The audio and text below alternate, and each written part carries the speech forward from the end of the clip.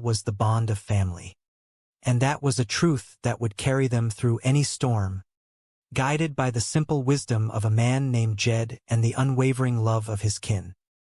As the years went by, they continued to live by these principles, never forgetting where they came from and always looking for ways to lift up those around them. They remained a beacon of hope and kindness in a world that often seemed too busy to care. And whenever someone needed a helping hand or a bit of encouragement, they knew exactly where to go. They would find the Clampetts, sitting on their porch, ready to share a story, a meal, and the kind of wisdom that only comes from a life well lived.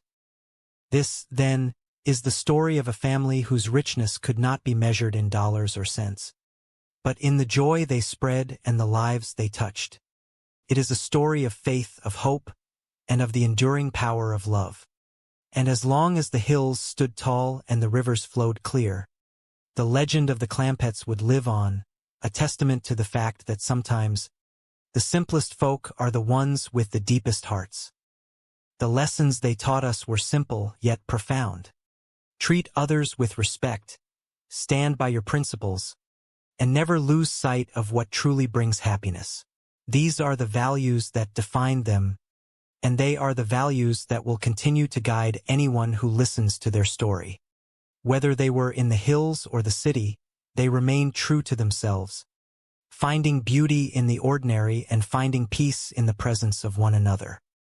And so, we leave them in their quiet home, surrounded by the beauty of the hills, continuing their journey with grace and humility. They are a reminder that no matter how much the world changes, the things that matter most, family, friendship, and the quiet comfort of a clear conscience, remain the same, and that, in the end, is the greatest treasure of all. As the seasons turned and the years marched on, the story of the Clampetts became a part of the landscape itself, etched into the hearts of all who knew them. It was a story that transcended time, a gentle reminder of the enduring strength of the human spirit. And though the world continued to spin, the values they championed remained a constant, a steady light in the dark, guiding us all toward a brighter, kinder future. This was the life they led, one of simplicity and profound meaning. They were, in every sense of the word, truly rich, not in possessions, but in the things that feed the soul and nourish the spirit. And as we look back on their journey, we are inspired to live our own lives with the same integrity and love that they brought to theirs. For the Clampetts, the journey was never about the destination. It was about the people they met, the lessons they learned, and the love they shared along the way. They showed us that every moment is a chance to make a difference, and every act of kindness, no matter how small, adds up to a world of difference. So, let us carry their story with us, as a gentle reminder to live simply, love deeply, and always keep our hearts open to the wonders of the world. For in the end, the story of a man named Jed and his kin is not just their story, it is the story of us all, of the common thread of humanity that binds us together and the enduring power of a life lived with purpose. And as the sun rises on a new day, let us move forward with the same hope and optimism that defined them, knowing that we, too, can make a difference. Let us be the ones who shine a light, who lend a hand, and who always choose the path of kindness. For that is the legacy of the Clampetts, and it is a legacy that will never, ever fade. The world is full of challenges, it is true, but it is also full of beauty, and kindness, and love, if only we take the time to look for it. Just like Jed and his family, we can find joy in the smallest things and strength in the bonds we build. We can face the future with courage and find a way to make the world a little bit better for everyone we meet. So let us continue our journey, guided by the wisdom of those who came before us. Let us live with passion, act with integrity, and hold our families close. And in doing so, we will find that we, too, have built a life that is rich, meaningful, and full of the kind of joy that lasts a lifetime. For in the end, it is not the things we accumulate that define us, but the love we share and the kindness we show to others. And as long as we remember that, we will always be rich beyond measure. The story of the Clampetts is a testament to this truth, and it is a story that will continue to inspire generations to come. As we look toward the future, let us hold onto the values that Jed and his family lived by.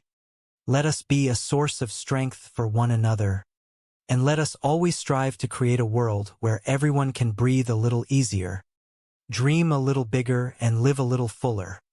This is the promise of a life lived with heart, and it is a promise we can all keep, each and every day. So here is to the simple life and the profound lessons it holds. Here is to the laughter that fills a home, the kindness that touches a heart, and the love that connects us all. Here is to the Clampetts and the enduring legacy they have left behind, a legacy of hope, of humanity, and of a life lived truly, authentically, and well. May we all find our own way just as they did, and may we find the courage to follow our hearts wherever they may lead. For the path of the heart is the only one worth taking, and it is the path that leads, ultimately, to a life of joy and fulfillment. And that, in the end, is what we all seek. That is what we are all here for. And as we continue our own journey, let us remember the lessons we have learned along the way.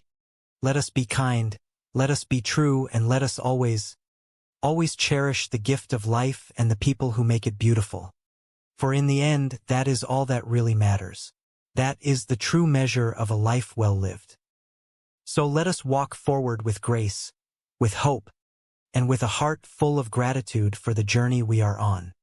And let us never forget the simple wisdom of a man named Jed, who reminded us all that even the most modest life can be a masterpiece, if only we have the courage to live it with love. For the story of a man named Jed is the story of us all, and it is a story that will continue to unfold, with each passing day, in the lives of those who seek to live with purpose and heart.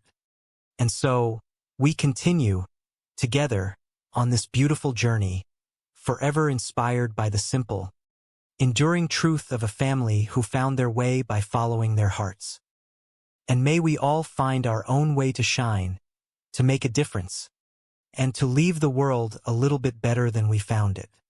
For that is the calling of a life lived with heart, and it is a calling that we are all, each in our own way, answering. And so we continue ever onward, ever upward, forever guided by the light of the ones who showed us the way. As the stars continue to shine above, let them be a reminder of the infinite possibilities that lie before us. Let them be a beacon of hope and a symbol of the enduring power of the human spirit. And let us, like Jed and his family, continue to reach for the stars, knowing that as long as we hold onto each other, there is nothing we cannot achieve. So let us embrace the journey, with all its twists and turns, and let us find joy in every step. For the journey is the reward, and the life we build is the greatest gift of all. And as we continue to live, to love, and to grow, may we never forget the lessons of a family who taught us that the richest life is the one that is shared. And so, we continue, together on this wonderful adventure, forever guided by the love of those who have touched our hearts and changed our lives. And though the path may be long and the challenges may be great, we know that as long as we have each other, we have everything we need to find our way, to live our dreams, and to create a world that is worthy of the love we share. This is our story, and it is a story that will continue to be told, in the small moments of our lives, in the kindness we show to others, and in the enduring power of the love that connects us all. And as we continue to live out our own stories, may we always remember the lessons of a man named Jed and the family who showed us that the simple life is, in truth, the most extraordinary one of all. For we are all travelers walking our own paths, and in the end, it is the love we share and the kindness we show that defines us. So let us walk with pride, uncomfortable in her oversized uniform. She had been instructed to retrieve the cash, but as she looked at the resolute family, Her resolve began to crumble. She realized that trying to force the issue with this group was an exercise in futility. The day wore on with debates, discussions, and Jethro demonstrating a series of increasingly bizarre inventions that were supposed to clean the air but mostly just succeeded in making a lot of noise. Jed remained steadfast, his mind set on contributing to the greater good. He truly believed that his wealth could be put to use to make the world a better, cleaner place for everyone. The humor of the situation was not lost on him, but he treated the matter with the utmost seriousness. As the sun began to dip below the horizon, painting the sky in shades of orange and purple, the family sat down to a simple meal. There was talk of the future of Washington and of the responsibilities that came with their vast fortune. They were simple folk, rooted in the values of hard work and honesty, and they genuinely wanted to help. The idea of the president needing their help to solve a national problem made them feel like they were part of something much larger than themselves. They would eventually travel to the capital, their journey filled with misadventures and misunderstandings, always guided by their pure hearts and their unwavering belief that they were doing the right thing. In the end, it was not the money that mattered, nor the complex schemes of bankers or con men, but the simple joy of being together as a family and the enduring hope that, with a little effort, they could make the world a little brighter for everyone. The story of the Clampetts was not just about the money they had, but about the people they were, and the kindness they shared, wherever life's journey took them.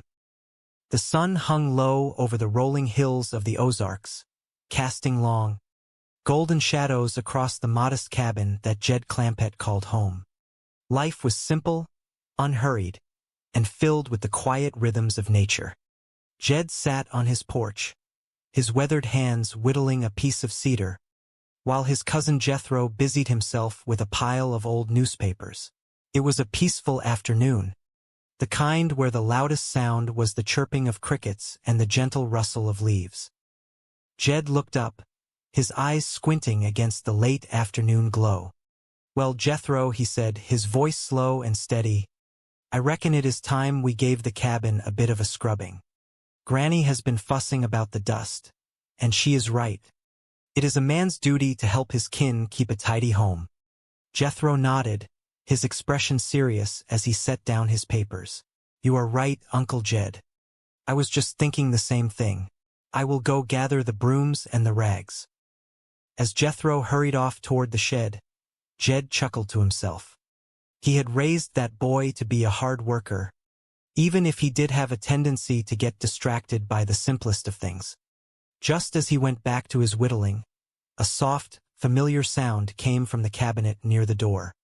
It was Elmer, a pet raccoon that had taken up residence in the house. The little critter scurried out, his masked face twitching with curiosity. "Dustin, are you ready to help?" Jed asked, patting his knee. Elmer chattered in response, clearly eager to get to work. Jethro returned, holding a stack of dusters made from various feathers and fabrics. He held one out to the raccoon, who snatched it up with his nimble paws. "Well, look at that," Jethro said with a grin. "Elmer is a dandy little helper, he is. That raccoon fur of his is better than any brush for picking up lint," Jed added, watching with a smile as the creature began to pat down the surfaces of the table. They worked together for a while, the cabin filled with the soft sounds of sweeping and moving furniture. There was something deeply satisfying about making a space clean and comfortable for those you loved. Once the main room was sparkling, Jed pointed toward the stairs. "Now, Jethro, you take your duster upstairs and tend to the dresser drawers in the closet. Make sure you get every corner," he instructed. Jethro saluted and bounded up the steps, his enthusiasm contagious. Jed leaned back in his rocking chair, feeling a deep sense of contentment. He thought about their life, about the simple joys of a hard day's work, and the importance of looking after one another. It was a good life, even if they were just simple folk living in the mountains. He knew that as long as he had his family and his health, he had everything he would ever need.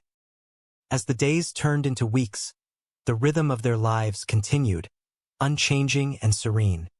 They spent their mornings tending to the garden and their afternoons finding ways to keep the home in order. It was a life of quiet dignity, where every task was completed with care and every day was treated as a blessing. One morning, as they were sitting down for a breakfast of cornbread and honey, Granny looked across the table at Jed. "You know, Jed," she said, wiping her mouth with a cloth, "that money we came by, that $700,000 that Honest John was supposed to pick up, it is still sitting there." Jed looked at her, his expression thoughtful. "I know, Granny. I have been thinking on that. He said he would come by for it, but he has not shown his face in a long time." Jethro chimed in, his eyes wide. "Uncle Jed, do you think I could have it as an advance against my allowance?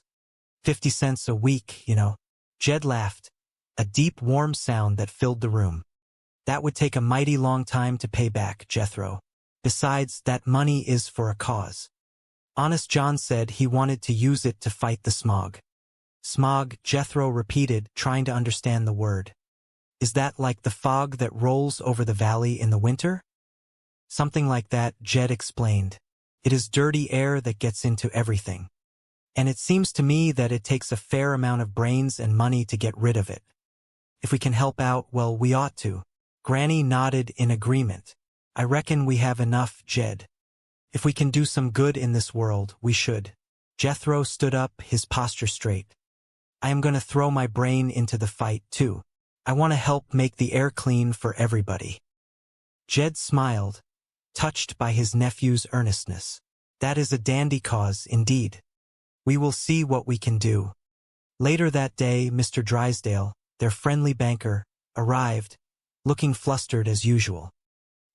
He had heard about the money and insisted that it belonged in the vault at his bank, fearing for its safety in the house. Jed stood his ground with a gentle smile.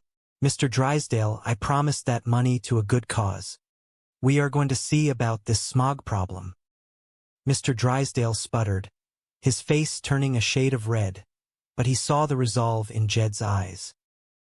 He eventually relented, though he continued to wring his hands in worry. Jed didn't let the banker's stress get to him. He knew that, in the grand scheme of things, kindness and helping others were far more important than any bank account. The family spent the next few days planning how they could best contribute to the fight against smog. They held meetings around the kitchen table, discussing ideas and sharing stories about how they could make a difference. Jethro spent hours reading books and trying to invent new contraptions to clean the air. Ellie Mae brought in all sorts of critters, convinced that they could help in their own special way. It was a time of great unity and purpose. They were a family working together toward a common goal, and that was the greatest treasure of all. They learned that no problem was too big when you had the support of those you loved. They laughed, they shared meals, and they dreamed of a future where the air was clean and everyone could breathe easily. In the end, it wasn't about the money or the fame. It was about the heart of the matter. It was about doing the right thing even when it was difficult. It was about standing by your word and looking out for your neighbors. And as they sat together on the porch, watching the sun dip below the hills, they knew that they were exactly where they were meant to be. The world outside was changing, but within the walls of their home, love and laughter remained constant. They were the Beverly Hillbillies, a family of humble origins who had found their way in the world by holding tight to the values that truly mattered. And as the stars began to twinkle in the night sky, Jed smiled, knowing that no matter what tomorrow brought, they would face it together, with open hearts and a spirit that no amount of smog could ever dim. It was a beautiful night, quiet and still, and the future seemed full of promise. They had found their way, and in the process, they had discovered that the greatest eating her famous pickled pawpaws and hand-slung chickens, just in case the government's kitchen proves insufficient. Their journey to Washington is filled with wonder. As they look down from the airplane, they see the sprawling beauty of the capital city. Upon arrival, They are greeted by a world that is vastly different from both the Ozarks and Beverly Hills, yet they carry their sense of home with them, treating everyone they meet with courtesy and openness. In Washington, they encounter individuals who see an opportunity in the Clampetts' sincerity. Among them is a man who calls himself Honest John, who presents himself as a guardian of civic virtue. He guides the family, promising to connect them with the president and help them channel their fortune into noble causes. The Clampetts, seeing no reason to doubt a man so seemingly dedicated to the public good, place their trust in him. As they explore the city, Jed, moved by his desire to protect the heritage of the nation, begins to acquire landmarks and buildings that are deeply significant to American history. He does this not for profit, but with the heartfelt intention of turning them over to the government so that they might be preserved for all people. Each transaction is handled with the simplicity and honor that Jed has carried his entire life. Throughout their time in the capital, the family encounters Princess Sitting Hawk, the last of the Columbia Indians, whose presence on the land serves as a reminder of the deep history of the city. Her interactions with Jed, facilitated by Honest John, further deepen Jed's resolve to do what is right. He treats her with the respect due a person of her stature, and in return, he feels that he is playing a role in a larger historical harmony. Despite the confusion that often follows them, whether it is being mistaken for international visitors or finding themselves in the midst of bureaucratic misunderstandings, the Clampetts remain unshakable. Their goodness, their humor, and their unwavering belief in the kindness of others act as a shield against the cynicism of the world. As the days go by, the family learns that the impact of their trip is far greater than they imagined. By simply being themselves, they challenge those they meet to be a little kinder, a little more honest, and a little more appreciative of the simple joys in life. They find that, although they did not get to stay in the White House as they had hoped, they have left a mark on the city that is far more meaningful. Eventually, the time comes for the family to return to their home in California. As they prepare to leave Washington, they reflect on their adventure. They have seen the great monuments of the nation. They have tried their best to help with the problems they saw, and they have shared their own unique brand of warmth with a city that often forgets to pause and breathe. Returning to their mansion, the family settles back into their routines. Ellie Mae continues to care for her menagerie. Jethro continues to tinker with his inventions, and Granny ensures that the kitchen remains the heart of the home. Jed, sitting on his porch, looks out over his land and feels a quiet satisfaction. He realizes that while money and fame might be the things the world often seeks, the true treasure remains what it has always been: the love of kin, the freedom of a clear conscience, and the ability to wake up each day and do the best one can for others. The legacy of the Clampetts is not in the millions they held or the buildings they bought, but in the spirit of the hills they carried with them wherever they went. They remain a family that stands as a gentle reminder that, no matter how much the world may change, there is always room for a little bit of the Ozarks in every heart.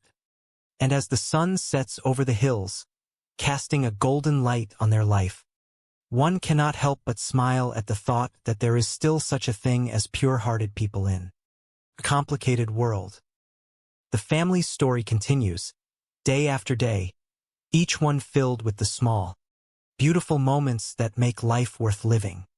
Whether they are having a quiet meal together, sharing a laugh over a misunderstanding, or simply enjoying the company of their many animals, they remain a family united by their history and their values.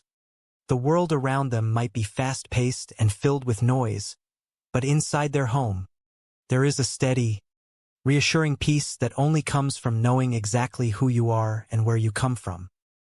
In the end, it is this simple, honest perspective that defines them.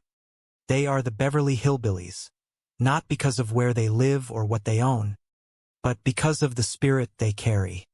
They are a testament to the idea that wealth does not need to change a person and that the most important things in life are the ones that cost nothing at all. Kindness, family, and the ability to laugh at oneself. As the stars come out, the family gathers together, grateful for the journey they have had and looking forward to whatever tomorrow might bring, knowing that as long as they have each other, they have everything they could ever need. In the rolling green hills of the Ozark Mountains, where the air was as crisp as a freshly picked apple, lived the Clampett family. Jed Clampett, a man whose word was as solid as a mountain oak, stood on his front porch, his weathered hat pulled low against the morning sun.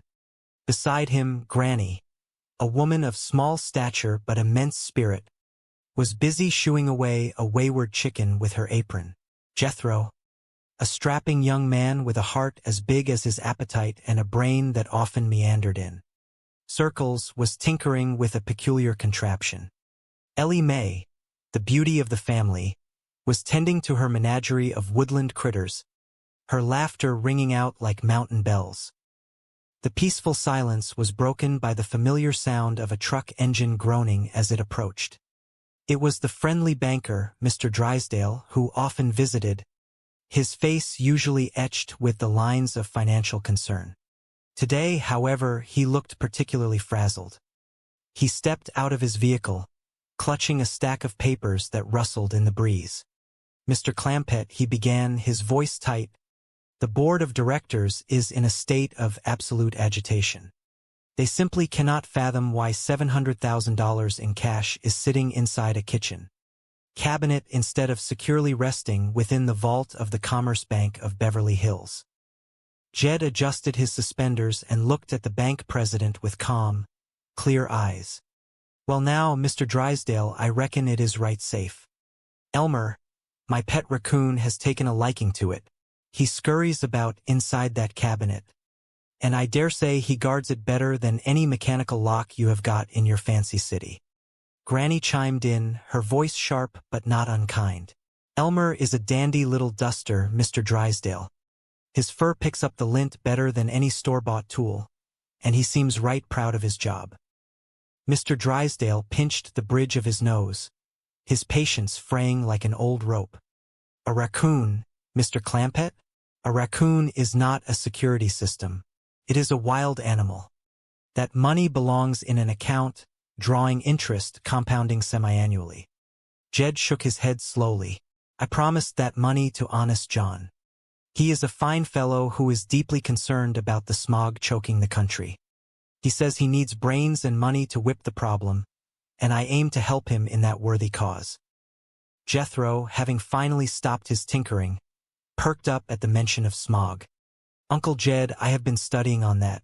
If it takes brains and money, I reckon we have got it made. I have got the brains and we have got the money. I am ready to jump into the fight with both feet." Granny let out a hoot of laughter. "You, Jethro? You would not know smog from applesauce. Why, just this morning, I heard on the wireless that we are having light eye irritation, and you said it did not bother you because you have dark eyes." Jethro stood tall, his chest puffed out. "That was just a test, Granny. I am ready to invent a steam car, or maybe even an electric one, to put an end to all this air pollution. I am a genius in the making." Mr. Drysdale looked at the young man, then at Jed, his expression one of pure despair. "Miss Hathaway, my secretary, is currently waiting in the truck, dressed in a security guard uniform because I was too cheap to pay for an actual guard. She is prepared to take that money, and I suggest you let her." Jed walked over to the cabinet and gently pushed aside a sleepy raccoon. "I am sorry, Mr. Drysdale, but a promise is a promise. I gave my word to Honest John." Just then, Miss Hathaway marched onto the porch, looking profoundly exulting in the immediate resolution of the problems they had set out to solve, achieved something far more lasting. They had touched lives, shared kindness, and lived with an authenticity that was rare and refreshing. They returned to their roots not with a sense of failure, but with a deeper understanding of the world and a renewed commitment to their own way of life. The mountains welcomed them back with open arms, the trees whispering their approval, and the quiet beauty of their home felt more significant than ever. They were, and would always remain, the same family who had set out to make a difference, proving that the spirit of the mountaineer, honest, simple, and kind, is a universal treasure that the world will always need. The Beverly Hillbillies found themselves in the bustling heart of Washington, District of Columbia, with the noble intention of saving the world from the perils of smog. It all began at the Clampett Mansion, where Jed and his kin were engaged in their usual morning routines. Elmer, the industrious raccoon, was hard at work with his duster, while Jethro was deep in thought, attempting to exercise his giant brain. Jed, always the supportive uncle, admired the raccoon's dedication to cleaning, while Granny was busy keeping everything in its place. The calm was interrupted by a discussion about $700,000 that Jed had come into, a sum he felt obligated to donate to a fellow named Honest John, who claimed to be a crusader against environmental pollution. Granny was skeptical, but Jethro, ever eager to prove his worth, decided that he, too, would join the fight against smog. He believed it simply took brains and money, a combination he felt the family possessed in abundance.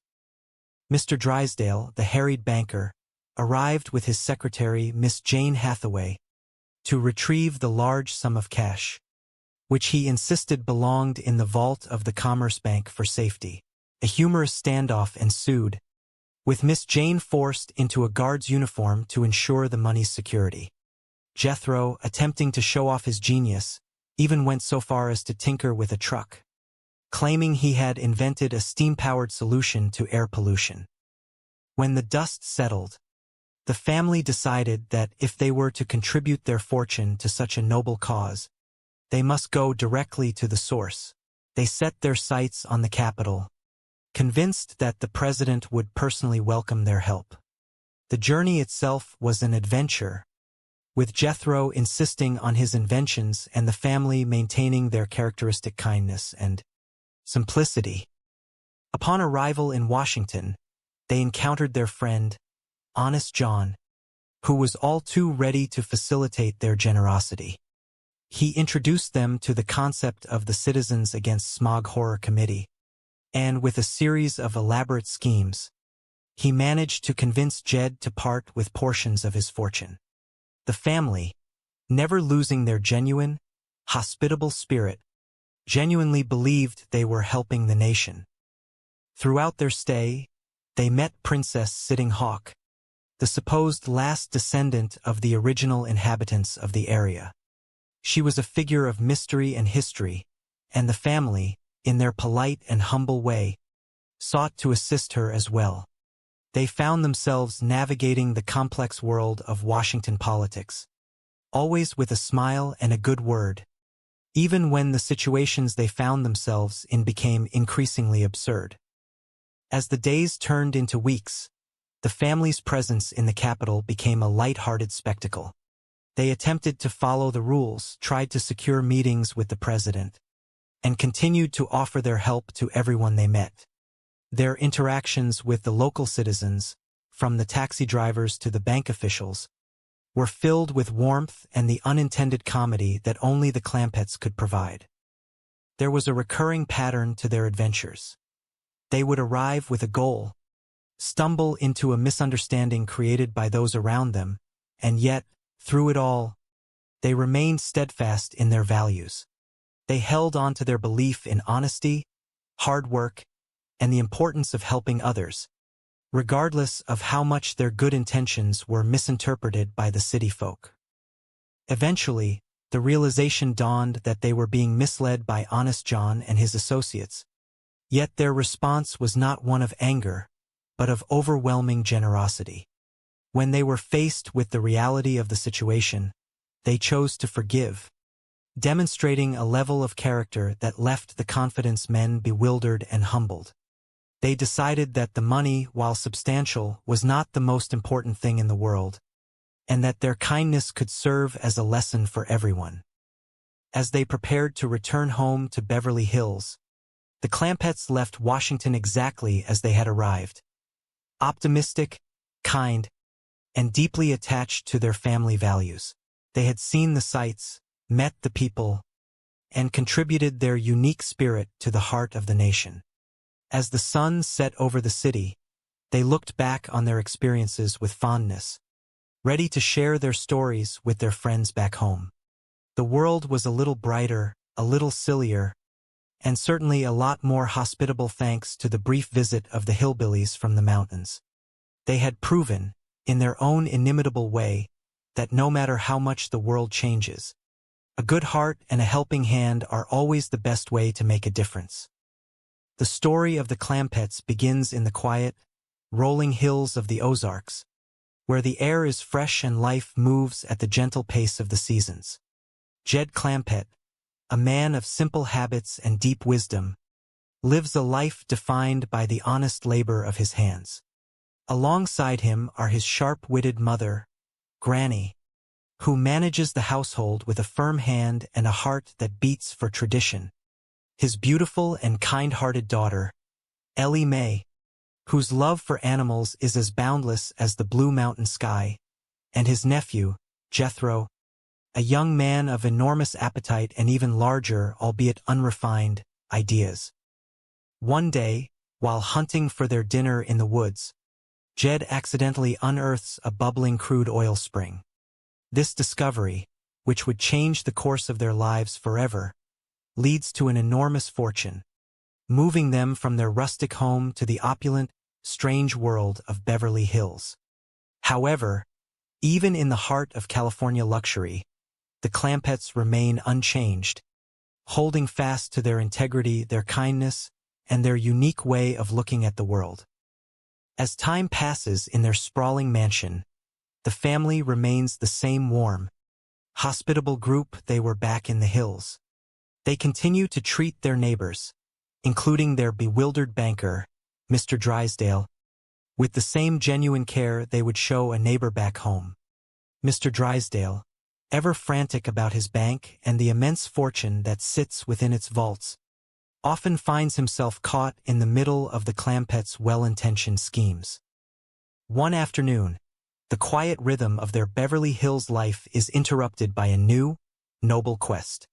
Jed, having heard news reports about the state of the air in the bustling cities, becomes deeply concerned about the smog. True to his character, he decides that he must do something to help.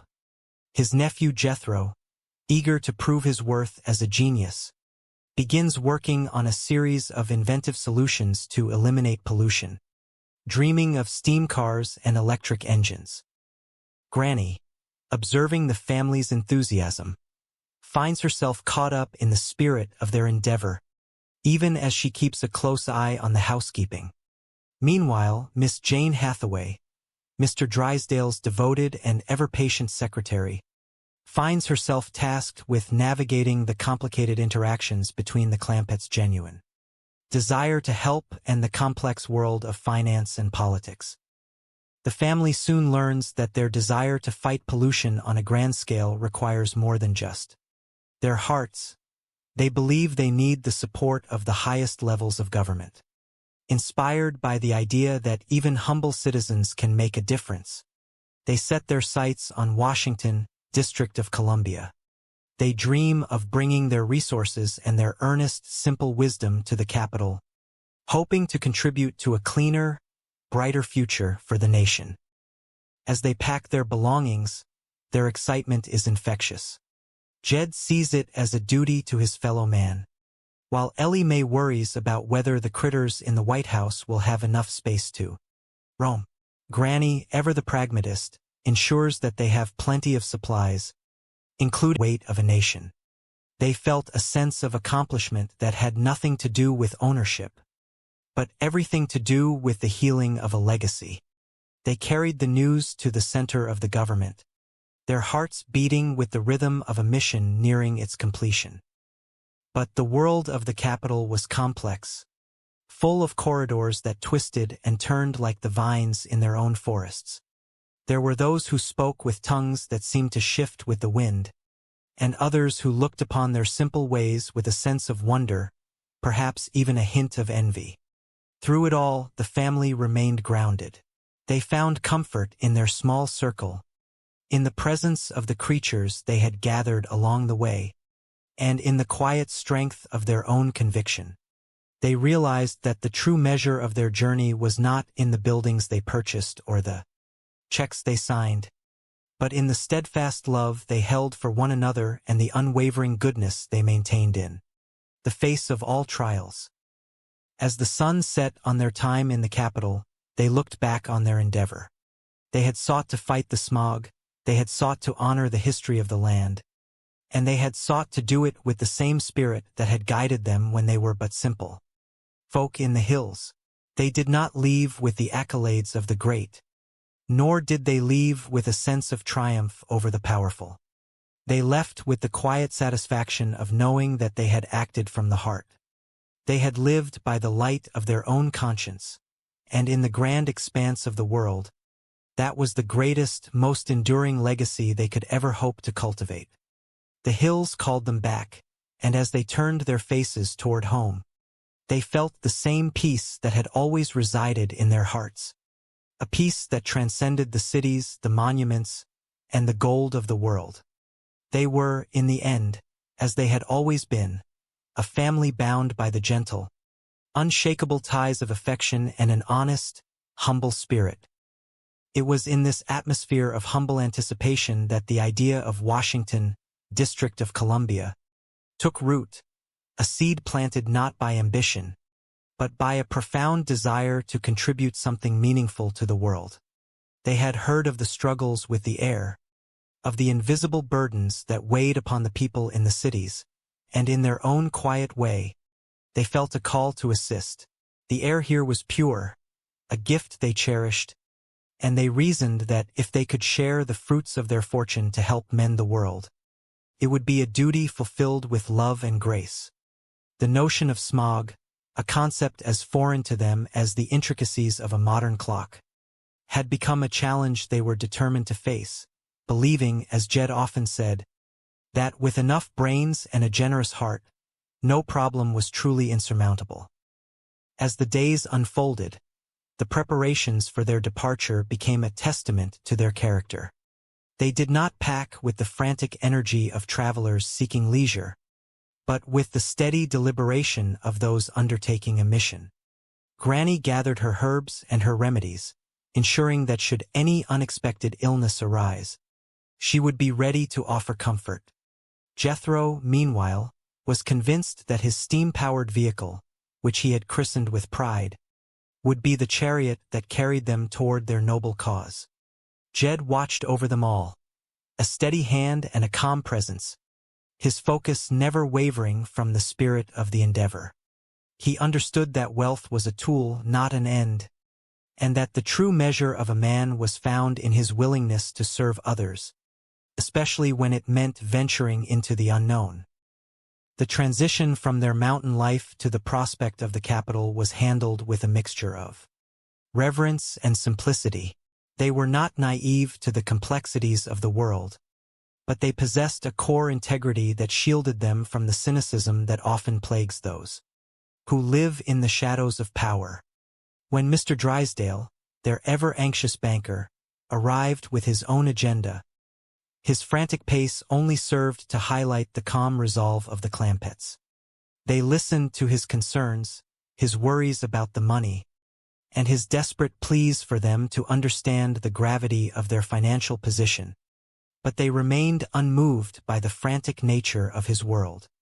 They knew that their path was guided by a different set of principles, rooted in a tradition of honesty and communal responsibility that was as sturdy as the mountains themselves. The journey to Washington was more than a change in geography. It was an expansion of their purpose. They carried with them a belief in the inherent goodness of people, a belief that even in the highest halls of government, there were those who were striving for the same goals of peace and well-being. As they traveled, they imagined the conversations they would have, the people they would meet, and the difference they could make. They were not seeking recognition, Nor were they looking to weave themselves into the tapestry of political influence. They simply wanted to be a force for good. In their innocence, they found a strength that proved more resilient than any strategic planning or clever maneuver, a reminder that the most profound changes often begin with the simplest of intentions. Upon their arrival, the sheer scale of the city was a revelation. The grand buildings, the wide avenues, and the constant hum of activity were a stark contrast to the quietude of their home. Yet, rather than being overwhelmed, they approached the city with the same open-hearted curiosity that defined their every action. They saw the challenges not as obstacles, but as puzzles waiting to be solved. When they encountered the various characters who populated their path, some well-meaning, others guided by less noble intentions, the Clampetts remained true to their nature. They were polite, patient, and perpetually kind, a demeanor that frequently confounded those who were accustomed to the sharp edges and hidden agendas of urban life. There was a profound lesson in how they navigated these new surroundings. Whether they were standing before the gates of a monumental structure or engaging in conversation with a stranger on the street, they treated every interaction with the same level of respect. They did not differentiate based on status or appearance, for they saw the humanity in everyone they encountered. This, perhaps, was their greatest contribution, a gentle reminder of the values that unite rather than divide. Even in the moments of misunderstanding, when their words were interpreted through a lens of sophistication they did not possess, they responded with grace and a steadfast adherence to the truth, a truth that was always anchored in their desire to help. The episode with the Indian princess and the various government buildings, while seemingly whimsical, was a manifestation of their earnest desire to be useful. When they were told of the history of the land, they did not look for loopholes or legal maneuvers. They looked for ways to restore harmony and demonstrate respect. Their willingness to offer their fortune was not a calculated sacrifice, but a natural expression of their belief that when one has much, the right thing to do is to share it for the benefit of all. They did not see the complexity of the bureaucratic process as an excuse to refrain, but as a hurdle to be cleared with patience and good humor. As they spent more time in the capital, the city itself began to respond to their presence in subtle ways. The warmth they radiated seemed to soften the edges of the rigid environment. People began to talk, not about the strange hillbillies, but about the remarkably kind family who seemed to see the world through a lens of pure, unadulterated hope. They became a bridge between the world they had known and the world they were now inhabiting, proving that the distance between the humble and the powerful is not as vast as one might imagine, provided that the heart remains open. Their story became a gentle reflection of the potential for goodness that exists when one chooses to see the best in others regardless of the circumstances. Through it all, the bond of their family remained the anchor. Granny's wisdom, Jed's steady guidance, Jethro's boundless enthusiasm, and Ellie Mae's connection to the natural world were the pillars upon which their experience was built.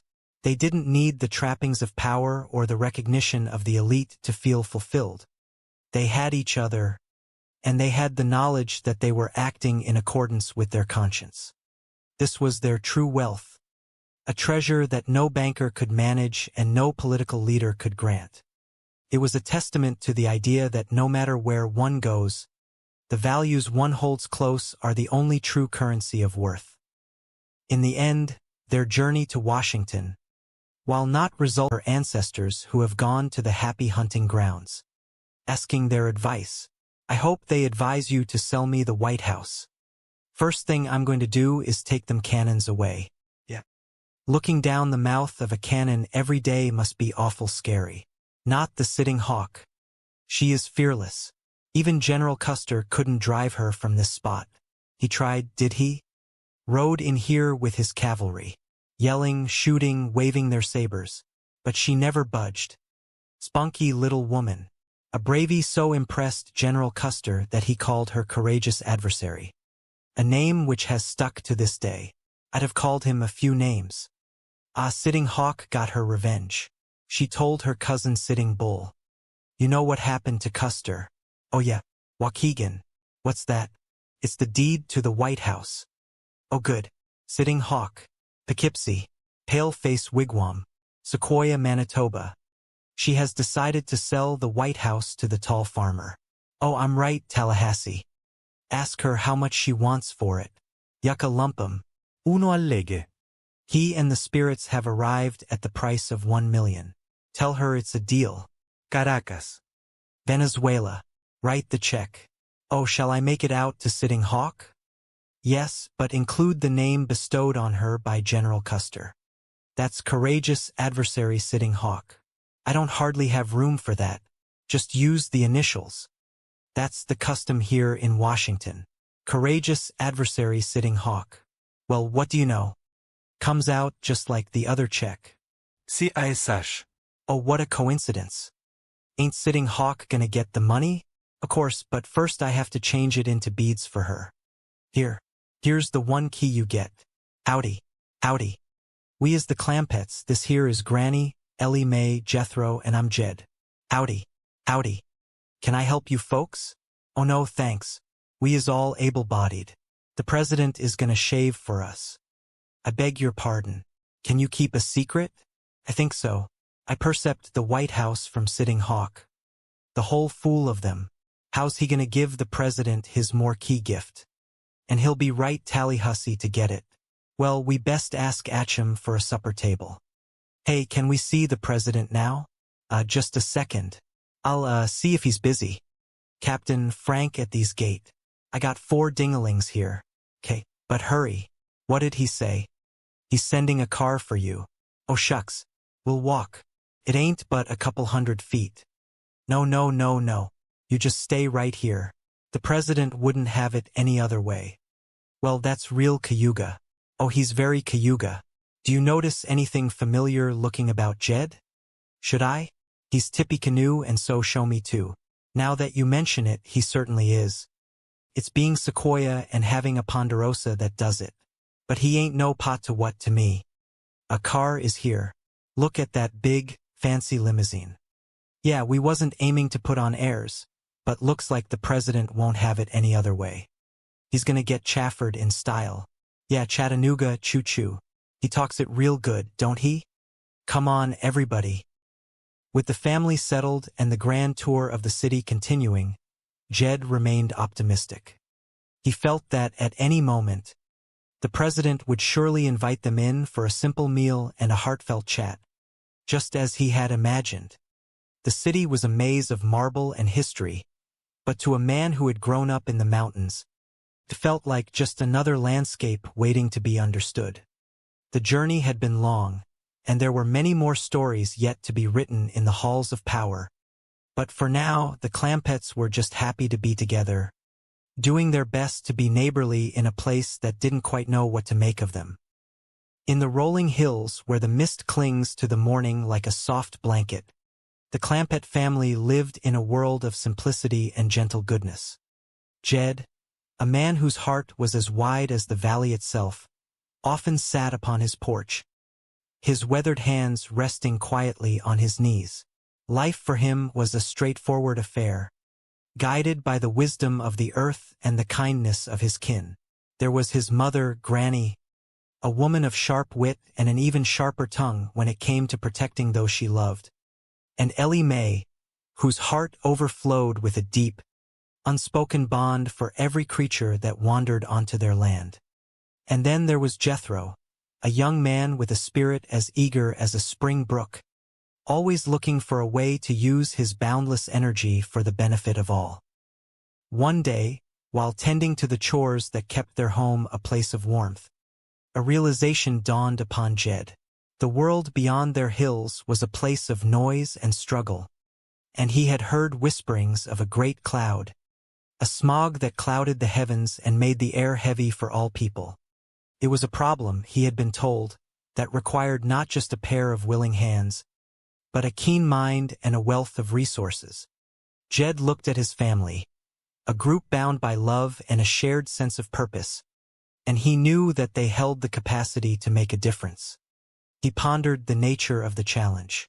They possessed a modest amount of money, a sum that had come to them in a way that had changed their lives forever, and more importantly, they possessed the innocence and integrity that allowed them to see the world as it should be, rather than as it was. Jethro, ever the inventor, had spent his days tinkering in the quiet corners of their dwelling. He had become fascinated with the idea of machines and how they moved, and he harbored a dream of creating something that would breathe life into the fight against the very air that dimmed the sun. He imagined a carriage, a vessel that moved without the harsh cough of engines, a silent traveler powered by the very elements of nature itself. He spoke to Jed of steam, and then of the spark of electricity, his eyes alight with the fire of discovery. Jed listened with the patience of a mountain, nodding his approval. He believed in the boy. He believed that the heart, when aimed toward the common good, could move mountains. The news had reached them of a man in the city who claimed to be a guardian of the public interest, a man named Drysdale who held the keys to the world of banks and vaults. He had come to them with talk of the city, of the smog that choked the streets, and of the need for resources to combat such a peril. Jed had listened, his brow furrowed not in confusion, but in deep consideration. If money were the tool required to cleanse the air and bring clarity back to the horizon, then they would offer what they had. It was not a grand gesture in his eyes, it was simply the right thing to do. He felt a call to journey toward the center of the land, to the place where the laws were written and the decisions were made, to ensure that their contribution would be used to heal the world. The journey was a grand tapestry of sights and sounds. They traveled with the hope of the humble, carrying not just their earthly goods, but the spirit of their home. As they moved through the vast landscapes, they were met with the curiosity of those who had never seen such honesty in a world so often preoccupied with the acquisition of status. They reached the capital, a place of stone and grandeur, where the buildings reached for the clouds and the air felt thick with the weight of centuries. They walked through the streets, not as tourists seeking spectacle, but as seekers of justice and change. They held their heads high, their eyes reflecting the simple clarity of the life they had led in the hills. In the capital, they encountered a man who spoke with the grace of a scholar, a man who seemed to understand the deep, ancient roots of the land. He told them stories of the noble people who had walked these grounds long before the stone. Monuments were carved, stories of the Columbia tribe and a figure of quiet dignity known as Princess Sitting Hawk. The story resonated with Jed. He felt a deep empathy for the plight of those who had been pushed aside by the relentless march of progress. He felt that if they could acquire the very ground upon which the government stood, they could then offer it back, creating a foundation of peace and understanding that would echo through the ages. It was a plan born of sincerity, not of ambition. And so, they set out to find the princess. They found her in a quiet spot, a remnant of a time that had passed. The encounter was not one of negotiation, but of spirits meeting across the vast chasm of history. Jed spoke to her not as a buyer, but as one who wished to be a steward of the land. The princess, seeing the honesty that shone from his face like the morning sun, agreed to the terms. They walked away with the deed, a small piece of paper that held the character. They had walked through a world of illusions and emerged with their humanity intact. They had found that the journey was not about where you were going, but about the integrity you carried with you on the road. And in the end, as the stars began to twinkle over the Ozark ridges, they understood that they were, and would always be, a family of substance, living a life of quiet, profound meaning, perfectly at home in the world they had made for themselves.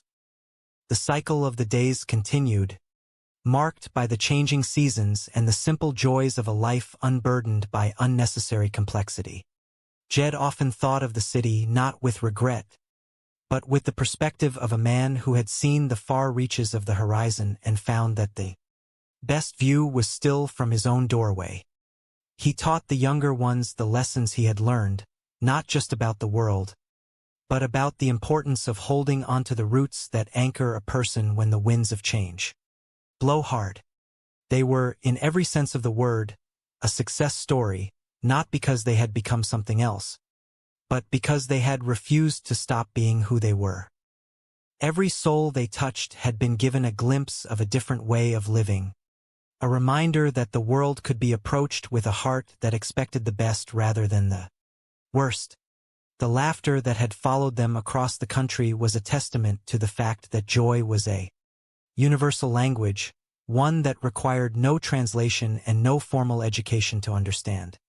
They had bridged the gap between the mountains and the halls of power, leaving behind a trail of smiles and a standard of genuine decency that many would remember long after the details of the smog projects and the real estate deals had faded into history. And so, the quiet life of the Mountain family continued, a beacon of authenticity in a world that often valued the superficial. They were proof that one could hold great wealth without losing one's soul, and that one could travel to the ends of the earth and still find that the most profound adventure was the one happening within the heart of a home filled with love. The hills kept their secrets, the trees whispered their ancient songs, and Jed sat on his porch, a man at peace watching the world turn, knowing that no matter what came, they would face it together, with the same simple strength that had always carried them through. The years passed like the flight of a bird, swift and graceful, leaving only the memory of their passage behind.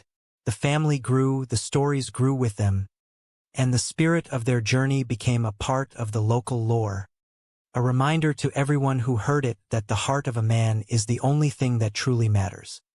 They had lived a life of extraordinary circumstances with the grace of ordinary people, and in doing so, they had achieved something that money could never buy, a legacy of kindness, a history of laughter, and the enduring certainty of a home that was built on more than just boards and stone. As the evening light faded, leaving the landscape in a soft, welcoming gloom, the cabin lights flickered on, a warm signal of the life within. Jed took a deep breath, the crisp air of the mountains filling his lungs, and felt the familiar comfort of the place that had been his constant anchor. He knew that the world would keep turning, that the smog would be fought, that cities would grow, and that new legends would be born, but for him the story had come full circle. He was a man who had seen it all, and had returned to the only thing that really mattered, the quiet, steady beat of a life lived with honesty and love, surrounded by the people who knew him best. The final chapter of their grand adventure was not written in the headlines of a newspaper or the ledger of a bank, but in the quiet contentment of their daily existence. It was a story that needed no grand conclusion, for it was never really meant to end.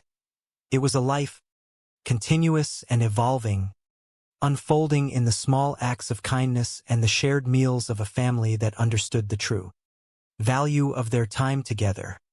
They had found their way through the maze of the world and had come out the other side, not diminished but expanded, carrying the richness of their experience in the warmth of their smiles and the depth of their understanding.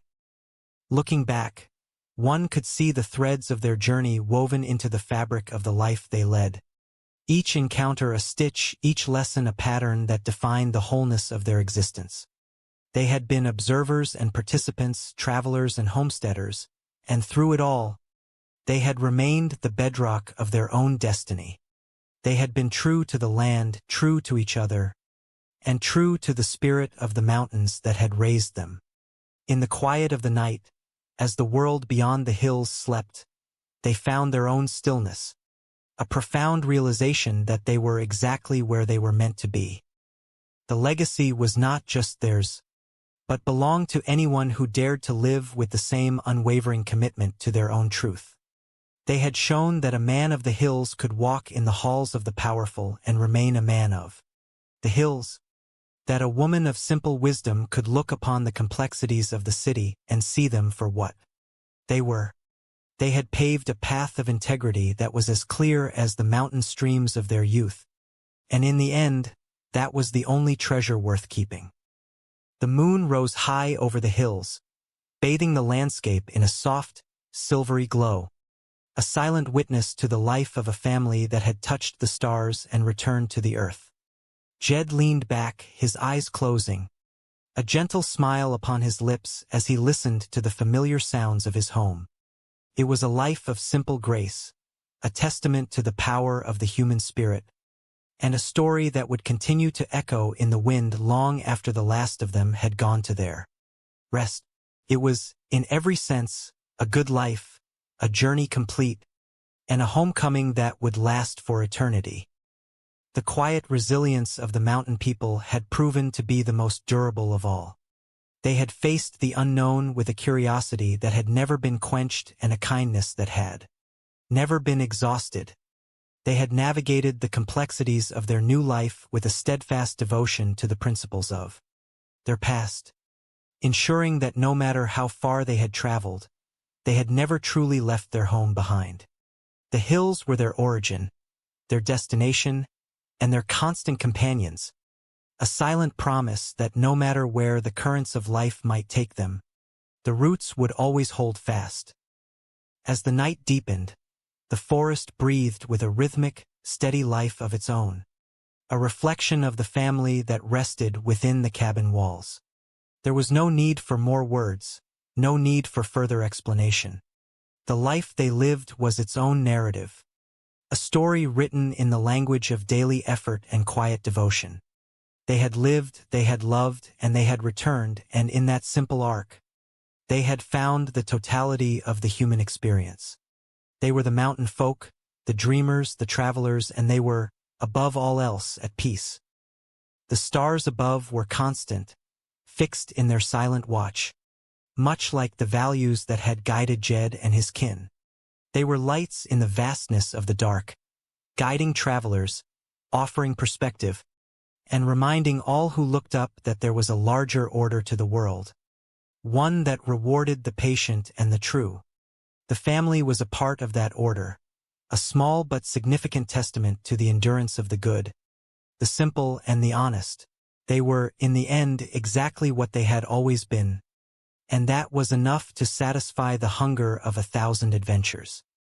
The morning would come, and with it the routine of another day, but for now, there was the silence of the night, a profound stillness that allowed for the reflection of all that had been. The journey had been long, the lessons had been many, and the rewards had been far beyond what they could have ever imagined when they first set out with their few belongings and a heart full of hope. They had found their way home, not just to the cabin, but to the understanding of who they were, a truth that would remain with them long after the memories of the city had begun to blur at the edges. It was a life of quiet achievement, a victory of the spirit that required no ceremony to acknowledge. They had lived with dignity in the face of confusion, with kindness in the face of cynicism, and with love in the face of challenge. They were the embodiment of the values they cherished, and in the final analysis, their story was not about what they had done, but about the people they had remained. They were the Clampets, the mountain folk, a family of substance, a family of home, a family of heart. The legacy of the Ozarks had been brought to the world and returned, and it is not likely enough money either. Talking about the money, Granny.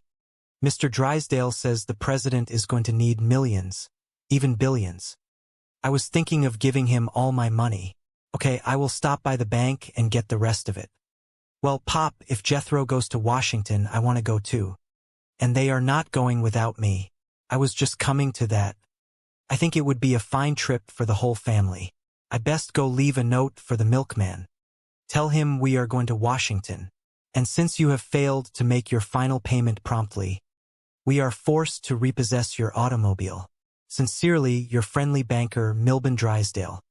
Chief, you are telling your own brother you are repossessing his car? Well, that is a little cold, is it not? Postscript. Regards to Betty and the babies. Yes, who is it? It is me, Mr. Drysdale. I fetched you back your sack of chicken feed. Oh, bless you, bless you. Quite happy to get it, is he not? No chicken could be happier. I studied on what you said about letting the president fight the smog. Wonderful. The cashier tells me that, counting this, I have got right at 95 million in your bank now. Wonderful. So we are going to take it to Washington and give it to the president. Mr. Clampett, you cannot give all your money to the president. Why not? Oh, because it... Miss Hathaway, tell them why not. Why not? Not that way, explain it. Mr. Clampett, it is your money. You may do with it as you wish. Who asked you to butt in? You did. Well, butt out. Now, Mr. Clampett, this will take time. Government red tape, Internal Revenue, Secret Service, White House clearance. Now, I will work it out and call you. Well, I would appreciate it if you would hurry, because we would like to get started. Right away, right away. Oh, and you do not have to give us the 95 million in cash. I reckon the president will take a chance. Well, I will discuss it with him. I will let you know. Miss Hathaway, you have got to help me. If they take their money out of my bank, I am ruined. I have got nothing to live for. Oh, now, Chief, a suicide note that will stop them. Here, take this, Mr. Clampett, because you are withdrawing your money. My death is on your hands. Chief, no. Now, tie that up, pin it to your dress, and throw yourself out the window. Me? They love you. This will teach them a great lesson. Thanks, but no thanks. I promise this is the last favor I will ever ask. Forget it. What? If you are too chicken to throw yourself out the window, I will do it. All right, come over here. I cannot throw you out from there. What? What is all the honking for? Boy. I done come up with an invention that beats steam. Yeah, I see the boiler is going. Yes, sir. Notice how quiet she is? No noise, no smoke. No smoke? She runs on electricity. Well, doggies, I am real proud of you, boy. Bob, the presidents are calling you. All the way from Washington. The President of the United States is calling me? Yes, sir, Bob. They are bringing the old fellow to the phone, Mr. Little. Is he not in a straitjacket? Oh, no, he is not dangerous. He just suffers from the delusion that he is worth 95 million. No wonder he is in the funny farm. The whole family. You know, it is wonderful of you to look after them. They are very sweet people. Nothing but sweet. Hurry, Dan, do not keep them waiting. Hey, tell them about my electric car. Hello? Hello? Hello, Judge Clement speaking. Hello, Mr. Clement. This is the President speaking. Is that sure enough you, Mr. President? Oh yes, make no mistake about that. I am the President. That is him, all right. Now, Mr. Drysdale has told me of your generous and patriotic offer to donate your entire fortune to the fight against air pollution. Yes, sir, it is only 95 million, but you are sure welcome to it. And we will bring it right to you right there in the White House. The whole family. This here is Granny, Mr. President. I will bring you some pickled pawpaws and some hand-slung chickens. Mr. President, this here is Ellie Knight. Would you like a nice little baby possum to play with? My nephew Jethro is not here to say howdy, but he is going to drive us all the way to Washington in his brand new invention, the electric car. No, do not come to Washington. We have got enough people like you here already. You public-spirited citizens, well, how do we get the money to you? Well, I am glad you asked me that. I want to make this point very clear. What is the point I want to make very clear? Leave your money in the bank. The Commerce Bank of Beverly Hills, where it will draw maximum interest, a compounded semi-annual. In the care of your wise and friendly banker, Melvin Drysdale. Well, naturally, we will do whatever you say, Mr. President. But the family is going to be awful disappointed. We was hoping to get away to Washington. Oh no, do not try to get away. You will stay right there and do what the nice man in the white coat tells you. Goodbye. Goodbye. What did he say, Jan? He said he does not want us to come to Washington right now. Well, what are we supposed to do, pal? He says he is going to send a man in a white coat to tell us. Jethro, I just talked to the president. And we will not be driving to Washington in your electric car. Just as well, Uncle Jethro. I never found an extension cord long enough to get us there. Mr. Little, that was a magnificent performance. Thank you. Well, your impersonation of the president was absolutely incredible. Thank you. I hope to see you again sometime. Take good care of yourself. Mr. Drysdale, are you not forgetting something? Oh, what is that? My fee. Oh, yes, yes. How much is it? Well, ordinarily, I receive $7,500 for a performance. However, in this case, I will cut it in half. How is $3,750? $3,750 it is. 20, 40. Now, you owe me $2.50. No, that is $3,750. A 5-minute worth of work? The president does not get that much, and he is the real thing. Excuse me, Chief. These foreclosures are red. Are you not Rich Little, the impressionist? Yes, I am. Oh, Mr. Little, I just love your impression of John Wayne. Huh? Well, thank you very much, ma'am. Now, let me say that if we had girls like you out on the trail, I never would have given my horse a second look. Oh, that is marvelous. Thank you. Hey, and your Ed Sullivan is an absolute classic. Oh, Ed Sullivan? Wonderful. Would you do me a favor there, young sir? Would you come on our show next Sunday night and bring your stuffed giraffe? Yes. I would love to have you. What else are you going to have on the show?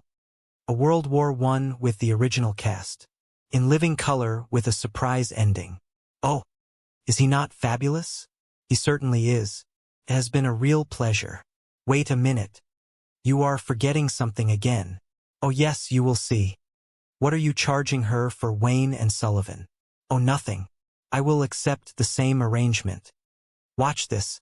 Do not leave no milk for a spell. We are going to Washington, Granny. Yeah. Well, you are going to Washington. We are? That is what the message says. Have a good trip. Hey, Uncle Jeff, we are going to Washington. We just got the message.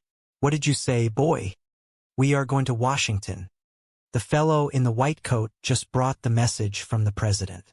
Well, where is he? Yonder he goes. Is that not the milkman? Being a milkman is what you call a cover. Cover? He is really a secret agent for the government. Is he not? Yeah. I learned all that stuff when I was a double-knot spy. Well, I reckon we best get packing. Should I convert my electric car back to steam? No, I think we better fly. When the president sends for you, you do not want to keep him waiting. Well, if he comes in, will you please ask him to call his office immediately? It is an emergency. Thank you. How do you like it, Miss Holloway? Chief, where have you been? Shopping. Any messages? Oh, just one, but it is a beauty. The Clappers are leaving for Washington. What? They are determined to give their $95 million to the president. We have got to stop them. Get Rich Little back. You are kidding. Huh? Here is a signed check. He can make it out for any amount he likes. I will get up to the Clappers and delay them until he calls. I made it. They are still here. Clarence. Granny. Ellie Mae. Jethro. There is everybody. Oh, hello, Bessie. Is that for me? How are you? Dear Mr. Drysdale, please feed the critters till we get back. Enjoying your flight? Yes, ma'am. Thank you. We are going to Washington to, well, helping your granny with the house cleaning. Huh? Oh yes, sir, pal. Elmer needs. Elmer? Oh, he scurries around inside the cabinet. Dustin. How is it going, Elmer? Well, a handy little critter, is he not? Sure is. That raccoon fur is better than feathers for picking up lint. Jed. Seems right proud to be happy, too. Elmer is a dandy little Dustin. Well, let us take our dusters outside and shake them. Yes, okay. And then you can take yours upstairs and hand them to the dresser drawers in the closet. Uncle Jed, old Honest John has never come back to pick up his $700,000. He is that way. Can I have it as an advance against my allowance? 50 cents a week. That will take a while to pay back. I am young. You are not that young. Besides, Honest John needs that money to help fight smog. You know, I would like to throw my brain into the fight against smog. It is a dandy cause. They say what it will take to whip it is brains and money. Well, if it fixed us, we have it made, have we not? I reckon we have a leg up on us. Elmer and me will get busy upstairs. Fine, Ellie. Oh, Jed, that reminds me. Mr. Drysdale called and said he was coming by to pick up this money. How come? Well, he said folks had an order to keep $700,000 in cash around the house. He has got the hives from worrying about it. I am sorry about the hives, but I promised his money to Honest John to fight Smog. I am thinking about jumping into the fight against Smog, too, Granny. Well, Mr. Drysdale said that this money belongs back in the vault at his bank, and he is coming by to pick it up. I do not think I can let him have it. Promise is a promise. I am going to fight Smog, Granny. Well, I told Mr. Drysdale that you might not let him have it, but he says he is coming by to pick it up. So that is betwixt you and him. Granny, I am going to fight Smog. How? Well, I do not know, but Uncle Jed says it takes brains and money. Betwixt us, we are all set. You have money, have you? No, I am supplying the brains. Sitting up here betwixt these sideburns is a real brute. The only brute you have sits here at the end of your gutter. I think we ought to encourage your boy, Granny. He does not know Smog from applesauce. I do so. I listen to the reports all the time. Why, today we are having light eye irritation. But that does not worry me, because I have dark eyes. That is a great partner you have there, Jed. All right, guard. Go in there and get that money, and do not take no for an answer. You forced me to wear this uniform to save paying a guard, but it will not work. Mr. Clapper will recognize me. I thought of that, so just wear this disguise. Here we go. Looks great. Now get the money. But suppose Mr. Clapper will not let me take it? Well, you have got a gun. Use it. Oh, geez. Oh, I do not need to shoot him. Just fire a couple of shots over his head to show him he means business. I will not. If you want that money, go and get it yourself. A fine guard you are. Why, you are a disgrace to that uniform. Mr. Drysdale, I thought I heard somebody. Oh, Mr. Clapper, this guard is here to pick up that $700,000. I do not think I can let him have it. Look, whatever you do, do not cross him. His arm, he is a mad dog killer. Is that a fact? Are you a mad dog killer, Miss Jean? Of course not. Miss Hathaway, what are you doing in that uniform? Oh God. If this is your idea of a practical joke, I, for one, do not appreciate it. Or can I imagine Mr. Clampett is amused either? No. I do not see that she is punished, Mr. Clampett. And I think the proper punishment would be to make her carry out that heavy bag of money. Go get it. Now hold on. She is not toting out that money. Well, if you want to forgive her so easily, but keep an eye on her. Any woman who will dress up like that is watching. Hello, Jethro. Howdy, Mr. Drysdale. Hey, get up. I need this money. Uncle Jed does not want you to have it. So I am going to sit here until I think of a way to get rid of the Smog. Jethro, that is a problem for a genius to solve. Thank you. I am working on it. Why do you not go out to the kitchen and eat something? Thought I would not eat until I figured out a way to whip the Smog. Well, go get a stick and hit it. You are not being any help. Well, neither are you. Get up. Not until I think of an idea. Jethro, get off the money. Here is an armed guard. He will shoot you. Hey, mister. You look like your secretary, Miss Jane. I am, Miss Jane. What are you doing wearing that outfit? It was dark when she dressed this morning. Now get off the money. See, Mr. Cloppett is not going to let you take this money. Okay, then you take it. Come on, get out. Forget it. We might just as well go back to the office. Hey, Miss Jane, before you go, just sit down and help me think of an idea on how to get rid of the Smog. Jethro, dear boy, the finest minds in the country are working on that problem. Yeah, but I am not getting anywhere. Do not sit there wasting time with that idiot. Now hold on. Just because she is dressed funny does not make her an idiot. Get out from there, both of you. Mr. Drysdale, it is hard to think of brilliant ideas with folks yelling at you. Where does Granny keep her shotgun? I sure hope I can whip that smog problem before I starve to death. Jethro, I am afraid that problem will not be solved until someone invents a replacement for the internal combustion engine. I will do it. I am on it. Hey, what is an internal combustion engine? Well, that is the engine that powers the average automobile. The hope is to convert to steam or electricity. Hey, Mr. Drysdale, what should I put my giant brain to work on first? A steam car or an electric car? Why not a gas turbine? Oh, I am not gonna mess with hats. Just cars. Mr. Drysdale, I have done told you this money is staying here. Mr. Drysdale, get off of my money. It is my money. No, it is not. It is mine. Well, it is my sack.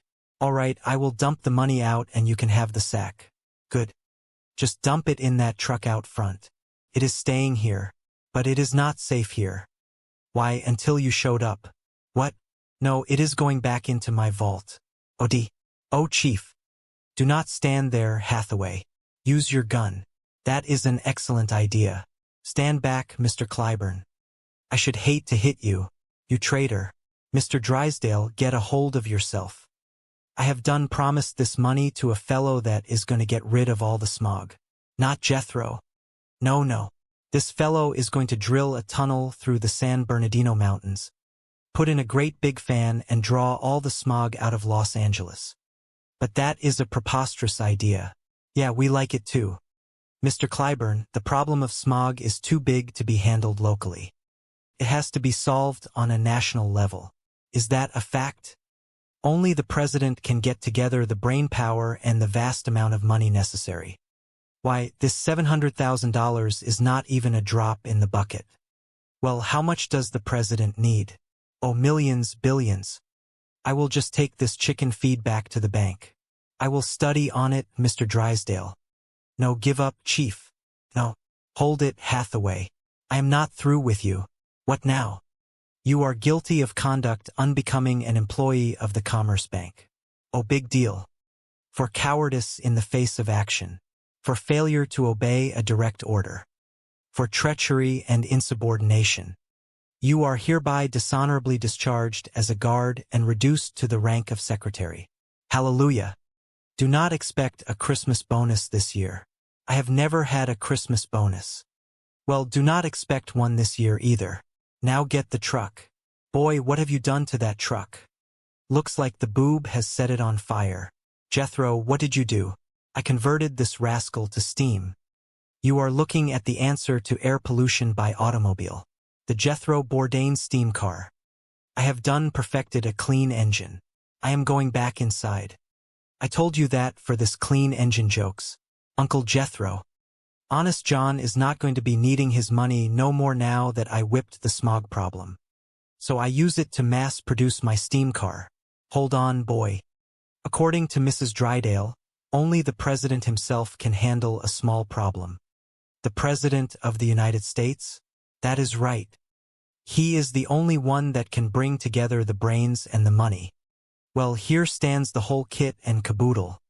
I will hop on my steam car, drive to Washington, pull up in front of the White House, and give him the brains and the money. All in one package. Hold on, boy. What you have got there is just a drop in the bucket. He arrived at the park, the place where Edgar had first heard the voice. He sat on a bench, feeding the pigeons, and for a moment he simply listened. He waited for the voice, not as a scientist waiting for data, but as a friend waiting for a shared secret. And then, it came, a soft, resonant hum in the air, a whisper that seemed to emanate from the trees, the wind, and the very ground beneath his feet.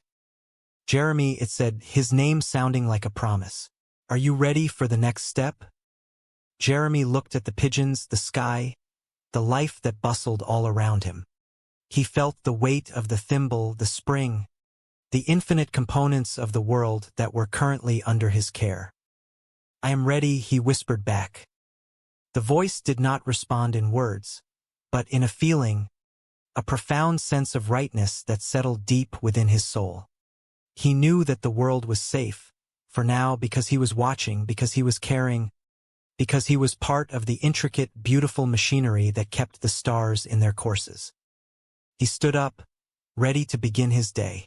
He had a world to maintain, a balance to keep, and a journey to undertake that would stretch far beyond the limits of his old life. He was a man who had found his purpose in the debris of the ordinary, and he would never again look at the world the same way. He walked out of the park, his head held high, a beacon of hope in a world that often forgot how fragile its own peace truly was. He was the protector of the improbable, the guardian of the overlooked, and as he walked into the bright morning sun, he knew that the adventure had only just begun. The news headlines for the day would report on politics, on weather, on the mundane cycles of human endeavor. But beneath the surface, behind the scenes, Jeremy would be working, adjusting, and ensuring that the story continued, that the world kept turning, and that the beauty of existence remained intact. He was the silent hero, the man who found power in a paperclip and wisdom in a doll's head. He was Dr. Jeremy Sinclair, and he had found the true meaning of medicine, not in the textbooks or the hospitals, but in the quiet, insistent hum of a world that needed him to listen. As the day unfolded, he found each item he needed with an ease that felt like destiny. A ping-pong ball here, a tarnished button there, each piece fitting into the grand, complex puzzle that defined his life. He felt the pulse of the world, a steady, rhythmic heartbeat that he had helped to sustain. He realized that the joy of his life was not in the destination, but in the path itself, in the constant, evolving dance of balance and change.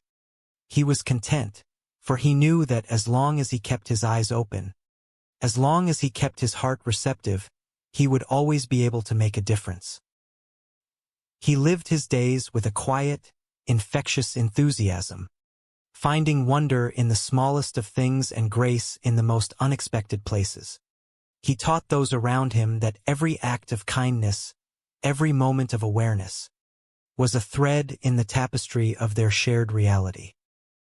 He was the living embodiment of the lesson he had learned from Edgar, a man who had moved from the certainty of the known to the beautiful, infinite possibilities of the mysterious.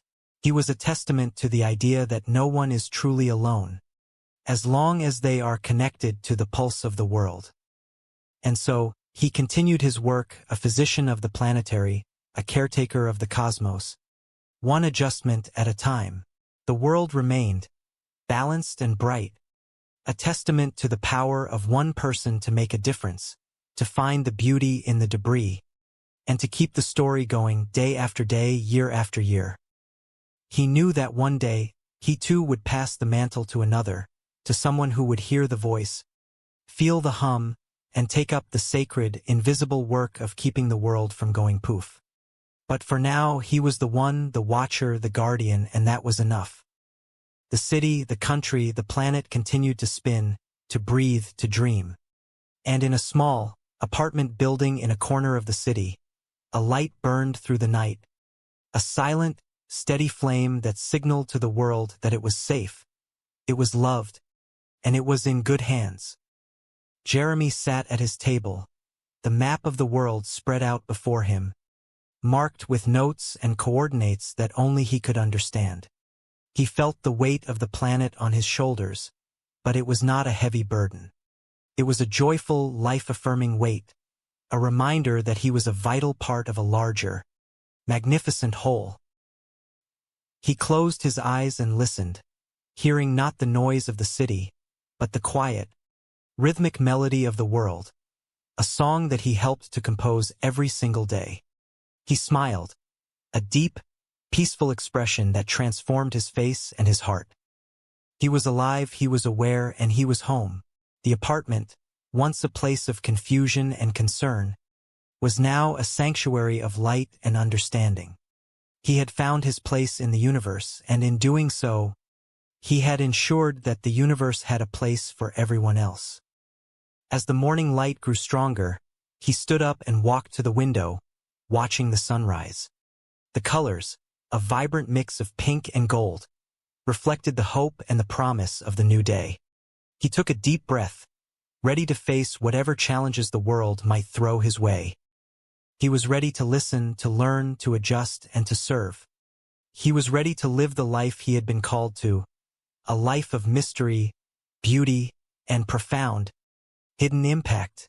He was ready to be the guardian of the balance, the protector of the peace, and the steward of the delicate, wondrous fabric of reality. The day began, the city stirred, and Jeremy stepped out once more, a man with a purpose that transcended the ordinary. He was not just a doctor, not just a person, but a vital link in the chain of life, a guardian of the future, and a keeper of the light that shone in the Twilight Zone. He walked down the street, his heart in rhythm with the world, his mind attuned to the needs of the planet. He was a man of the world, for the world and by the world, and he knew that as long as he walked this path, he would never be lost. He reached the end of the block, looking toward the horizon where the sun continued to rise. He felt a sense of peace that surpassed all understanding, a quiet confidence that all was well, and that he was precisely where he belonged. He took his first step into the new day, his journey continued, his work remained, and his legacy began, one small, vital, and beautiful adjustment at a time. The world was watching, or rather, it was feeling, and it was grateful for the man who understood the value of a thimble, the weight of a paper clip, and the power of a single, intentional life. He walked on, a beacon in the morning, a sentinel in the sun, a man whose life was a testament to the hidden, beautiful, and eternal work of keeping the world from going poof. And in that, he found his joy, his purpose, and his peace. He was the embodiment of hope, the proof of the possible, and the guardian of the beautiful, intricate, and fragile reality that they all shared. He walked with a purpose that was quiet, humble, and profoundly, undeniably powerful. The day, the week, the month, the year all stretched out before him, a tapestry of possibilities waiting to be woven. He was the weaver, the artist, the guardian, and the friend of the world, a man who had found his calling in the most unexpected of places. And as he walked into the distance, his life a masterpiece of intentional, quiet, and meaningful action, the world hummed with a renewed, steady energy, a vibration of life that he had helped to ensure. He was the man who kept the world spinning, one tiny, forgotten, and vital piece at a time. He knew that the journey was the reward, the process was the goal, and the life was the message. He lived each day with the knowledge that he was exactly where he needed to be, and he was doing exactly what the world needed him to do. He was the silent, steady heartbeat of the world, a man who loved, who served, and who protected, all without the need for fame or recognition. He was the hero of the ordinary, the champion of the overlooked, and the guardian of the beautiful. His life was a story, a long, winding, and wonderful story, and as he walked, he continued to write it, line by line, page by page, in the language of service, love, and quiet, persistent action. And the world, the beautiful, spinning, and vibrant world, was all the better for it. The sun continued to climb, the day continued to unfold, and Jeremy continued to walk, a man in tune with the world, a man at peace with himself, and a man who knew the true, hidden, and beautiful value of everything he touched. He was the guardian of the balance, the keeper of the harmony, and the friend of the world, a man who had found his home in the heart of the mystery, and who would, for as long as he could, keep the world spinning, dancing, and living in the light of the morning. And so the story continued, a long, unbroken, and beautiful thread in the fabric of reality, a story that was and would always be the story of one man, one purpose, and one world, joined together in the eternal, beautiful dance of existence. He felt the presence of all who had come before him, all who had listened, all who had cared, and he felt the presence of all who would come after him, all who would learn, all who would serve, and all who would protect the world. He was part of a lineage, a community, a legacy that transcended time, and he was honored to be a part of it. He walked on, his eyes on the horizon, his heart in the moment, his hands ready for the work that lay ahead. He was the guardian of the world, and he knew that as long as he lived, as long as he listened, and as long as he cared, the world would remain, spinning and turning, beautiful and bright, in the hands of the ones who were willing to listen. The world was not a place of random chance, he realized, but a place of deliberate, careful, and loving design, and he was the designer, the architect, the caretaker, and the friend, a man who had found his place in the infinite, beautiful, and mystery-filled universe. He smiled, a final, peaceful smile, as he continued his journey, a man of peace, a man of purpose, and a man of the world, stepping into the future with grace, with strength, and with the quiet, persistent and beautiful knowledge that all was and would always be well. He was Dr. Jeremy Sinclair, and this was his life, his work, and his beautiful, unending story, a story that belonged to everyone, and yet was held by no one, a story of the world, for the world, and in the world, forever and always, one adjustment at a time. The silence that followed was not a void, but a fullness, a presence, a deep, resonant, and beautiful affirmation of all that was, all that is, and all that would ever be. He was home, and he was ready for whatever came next, for he knew that the journey was never truly over, and that was the most beautiful thing of all. He walked into the distance, a man who had found his meaning, his purpose, and his peace, leaving behind a world that he had helped to sustain, to protect, and to love, one small, simple, and infinitely important piece at a time. The story lived on, in the hum of the city, the rhythm of the tides, the movement of the stars, and the quiet, steady, and beautiful beat of the human heart, a story of love, of service, and of the quiet, persistent work of a man who knew the true, hidden, and beautiful value of the world. And that, in the end, was the greatest gift of all, the gift of knowing that the world was safe, because someone cared, because someone listened, and because someone, like Dr. Jeremy Sinclair, was always there, ready to make the necessary, quiet, and beautiful adjustments that kept the world turning in the light of the morning, forever and always. The journey continued, the story unfolded, and the world kept spinning, a vibrant, beautiful, and enduring testament to the power of one, the importance of all, and the quiet, persistent, and beautiful work of those who listen, who care, and who love, one adjustment at a time.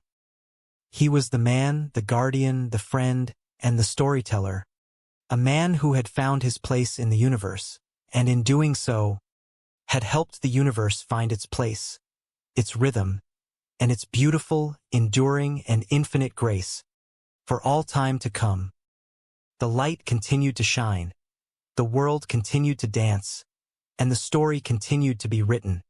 One day, one moment, one adjustment at a time, a beautiful, never-ending song of existence, sung by the heart of a man who had found his home in the middle of the mystery, and who would, for as long as the world stood, keep it turning in the light, in the love, and in the peace of the morning.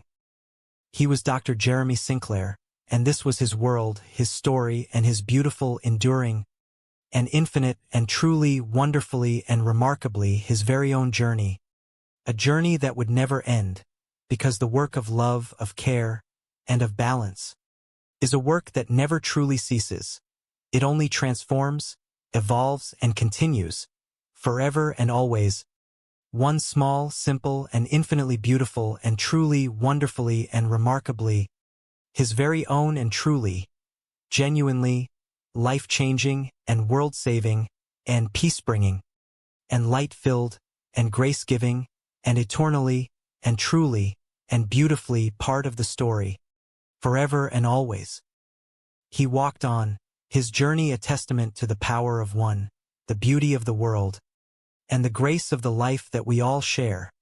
A story that is not just his, but ours, and the story of the world itself, a story that will always be, one adjustment, one moment, one heartbeat at a time, forever and always 1, 2, 3, 4 and on, as long as the world turns, and the stars shine, and the hearts beat, and the story of life continues, as it always has, and as it always will, forever and always. He was the man, the story, the world, the heart, and the hope, a beautiful, enduring, and infinite reflection of the life we share, and as he walked, he knew that the journey was, and would always be, the most beautiful thing of all, a journey of one, and yet a journey of all. 1, 2, 3, 4 and on, forever and always 1, 2, 3, 4 and on, forever and always 1, 2, 3, 4 and on, forever and always. He is crazy. That is what he is. A loony, a nutcase, a genuine wacko.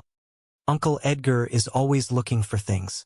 Things like 3 paper clips or a chrome coat hanger. Or 1 patent leather tap shoe.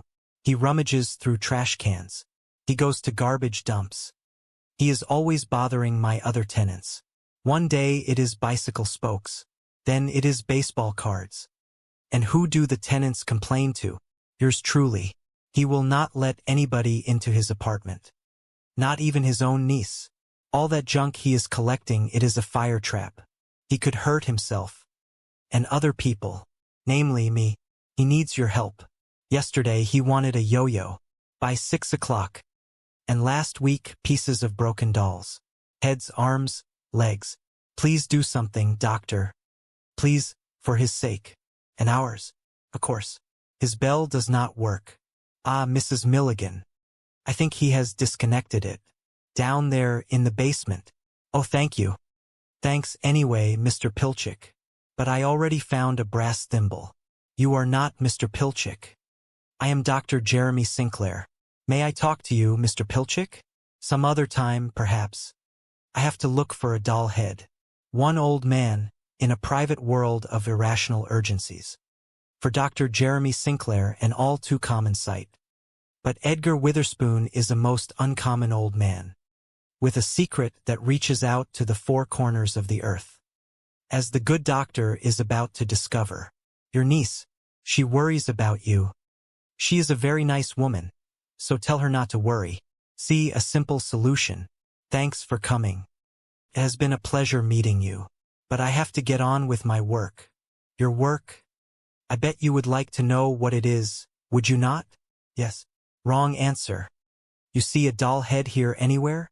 You mean like that? Ah, too big. Also brunette. I need blonde. And I need it in 5 minutes. And what for? You want Santa Barbara to fall into the ocean? Then stand aside, sir. Stand aside.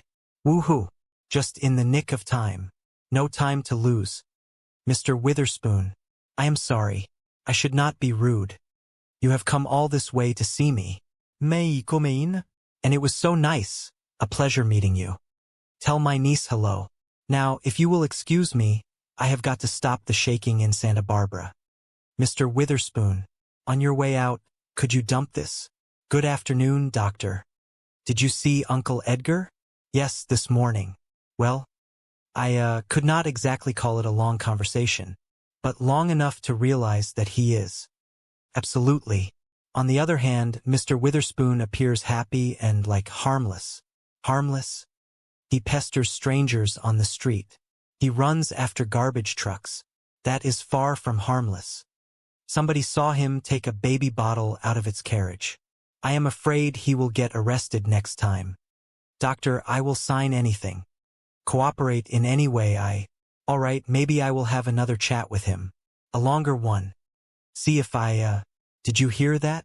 What? There was something about Sorry, it was nothing. I do not know what I was thinking. I will call you. As soon as I can. Thank you very much. Activity could be a problem. Acid rain is affecting the northern lakes even more than scientists. Mr. Witherspoon, go away. I am not home. It is Dr. Sinclair. I was here last week. You remember? Sorry, I was not home last week either. Mr. Witherspoon, I could legally force you to open this door to me. Is that what you want? You are a curious one. Odd, you mean? I mean nosy. I am paid to be nosy. Curious, I mean, really? Do you not think that is odd? Most people are curious for nothing. That is very nice for you. Are the hours good? Mr. Witherspoon, why do you collect doll heads, shoes, paperclips? I cannot afford Rembrandts. What? Oh no. Oh no. As usual, it has been lovely.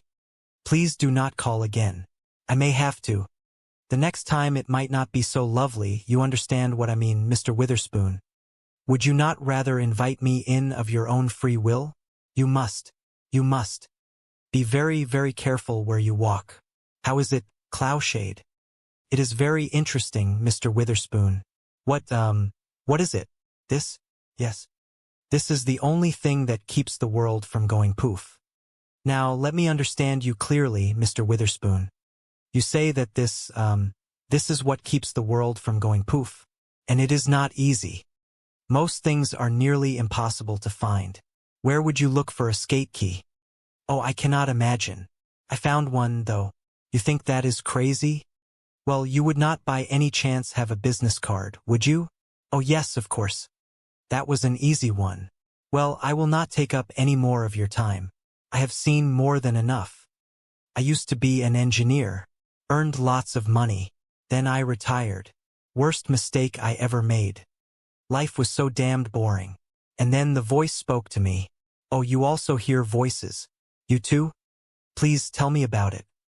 I was sitting in the park one day feeding the pigeons and suddenly, there it was. The voice. Edgar, it said. Have you ever been to England?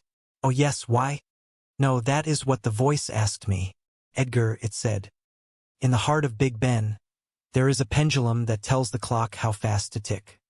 At the bottom of the pendulum, on top of the big weight, there is a stack of a warm, grandfatherly expression that caught the light from the dusty window. That, my dear doctor, is the question. Someone must take up the mantle.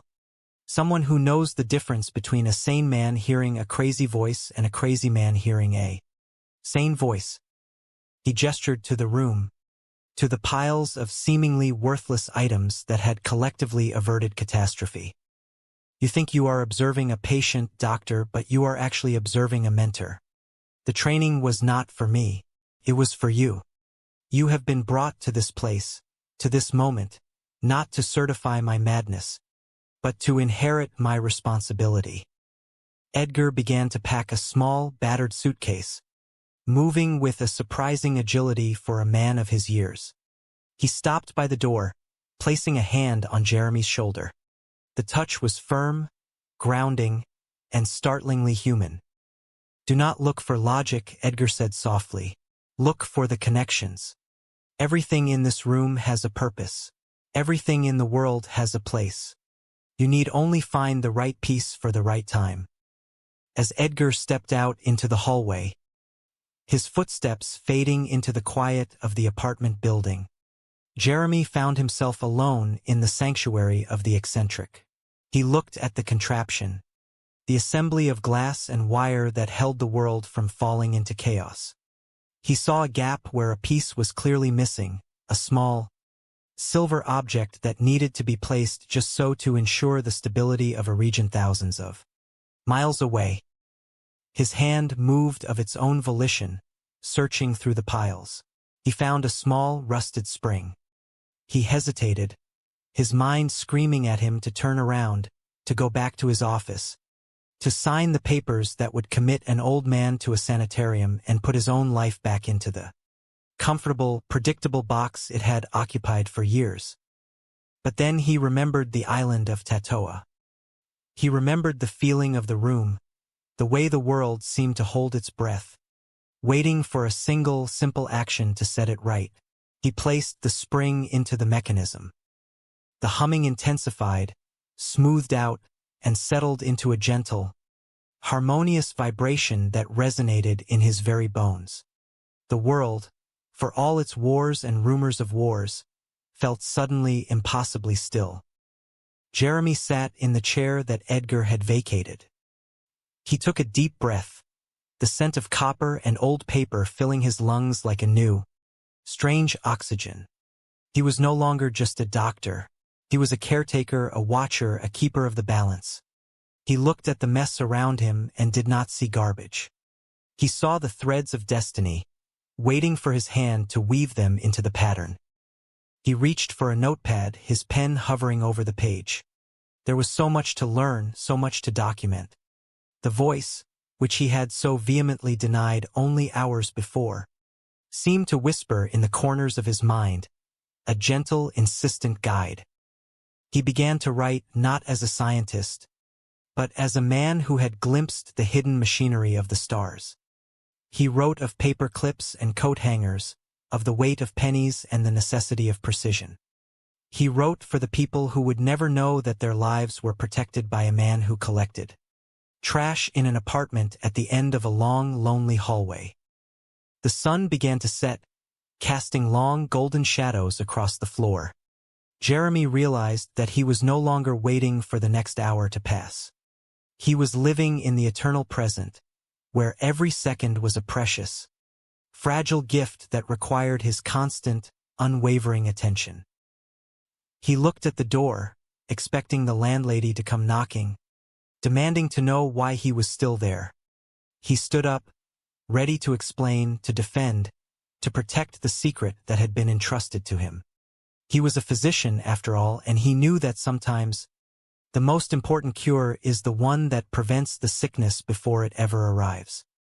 The city outside the window hummed with the noise of millions of people, a chaotic, loud, and beautiful symphony of life. They were all, in their own way, looking for meaning, looking for stability, looking for someone to keep the world from going poof. Jeremy smiled. He had the tools. He had the understanding. And most importantly, he had the time. He picked up a magnifying glass, searching the carpet for a tiny, missing screw that the voice had mentioned only a moment ago. It was a small thing nearly invisible to the naked eye. But then again, so was the peace of the world. He moved the furniture, cleared the dust, and found it tucked away in the corner, resting against a discarded comic book.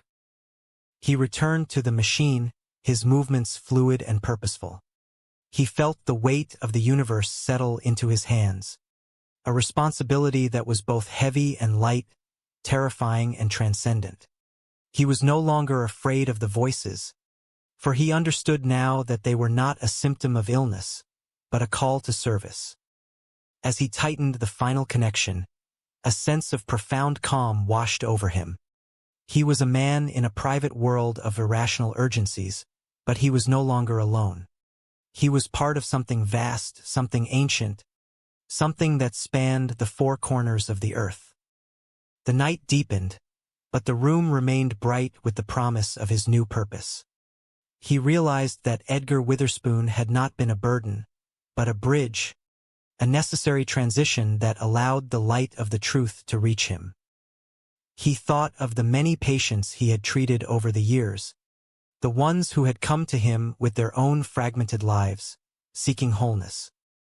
He wondered how many of them had been waiting for their own version of a paper clip, their own personal anchor to keep them from drifting away. He made a mental note to look at his old case files with fresh eyes, to see the connections that he had previously dismissed as irrelevant. Perhaps the healing he had been practicing was only the surface, a band-aid on a much deeper, more complex human condition. The clock struck midnight, and he did not feel the passage of time as a loss, but as a continuation. He was building something that would last, something that would resonate long after he was gone. He was a guardian of the delicate balance, a sentinel at the edge of the known and the unknown. He sat back, his eyes scanning the room, his mind alert for the next directive from the voice. He felt a deep, profound love for the world, for its fragility, for its chaotic beauty, for the way it stubbornly insisted on existing despite the odds.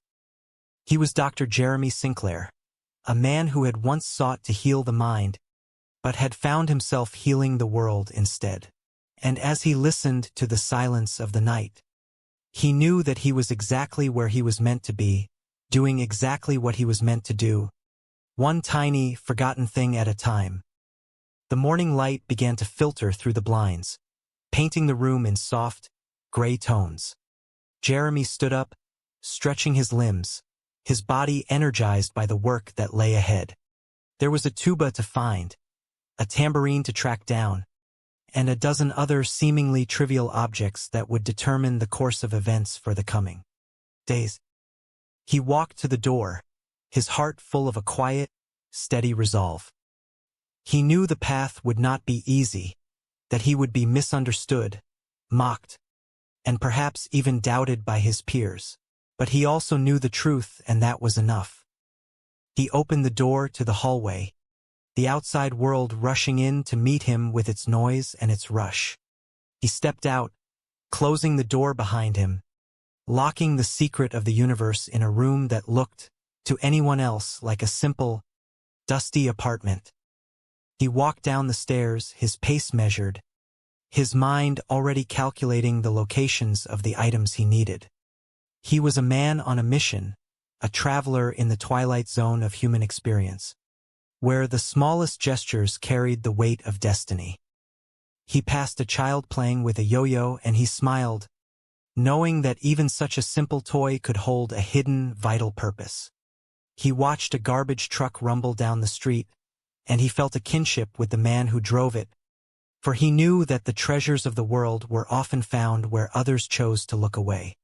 It was not a pile of junk, but a complex, precarious sculpture, an intricate assembly of seemingly random objects held together by a logic that defied the laws of physics.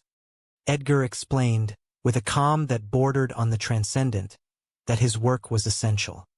He spoke of a voice, a directive that had come to him years ago while he sat in a park feeding pigeons.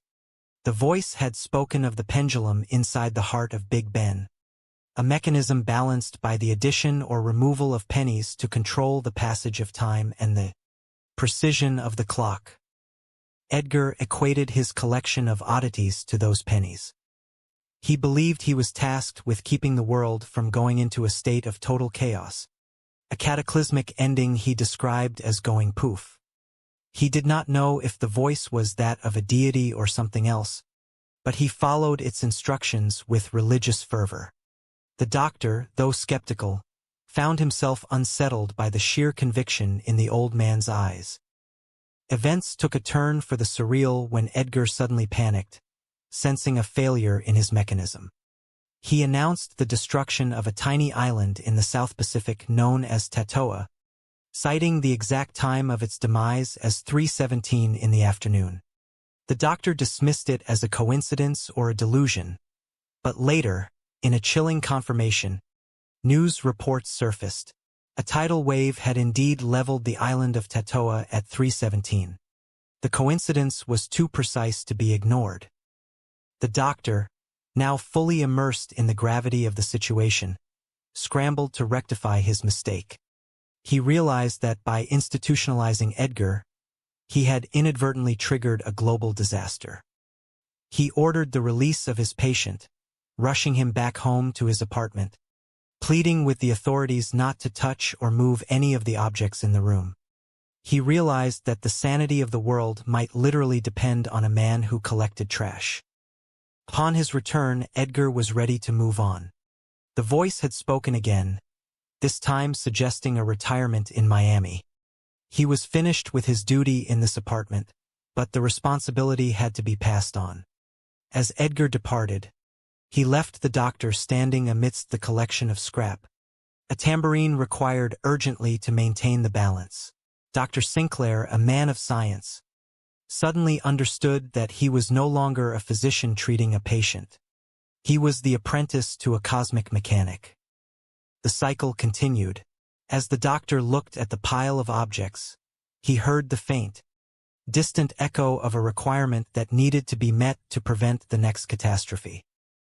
He was left with the weight of the world on his shoulders, an heir to a secret duty that few would ever understand. The education of the new guardian had begun, and though the path was paved with absurdity and the strange, quiet magic of the twilight, the survival of the planet now rested in the hands of a man who had finally learned to listen to the whisperings of the universe.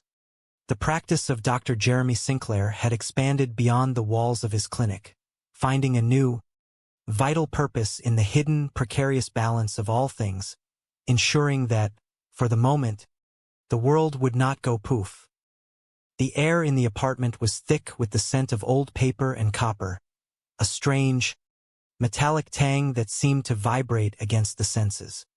To the casual observer, it was a hoarding nightmare, a chaotic heap of discarded history, but to Edgar Witherspoon it was a symphony of necessity.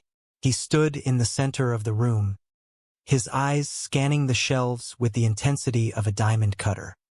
He was a man out of time, a figure whose presence suggested a quiet, profound eccentricity that defied the clinical definitions of sanity.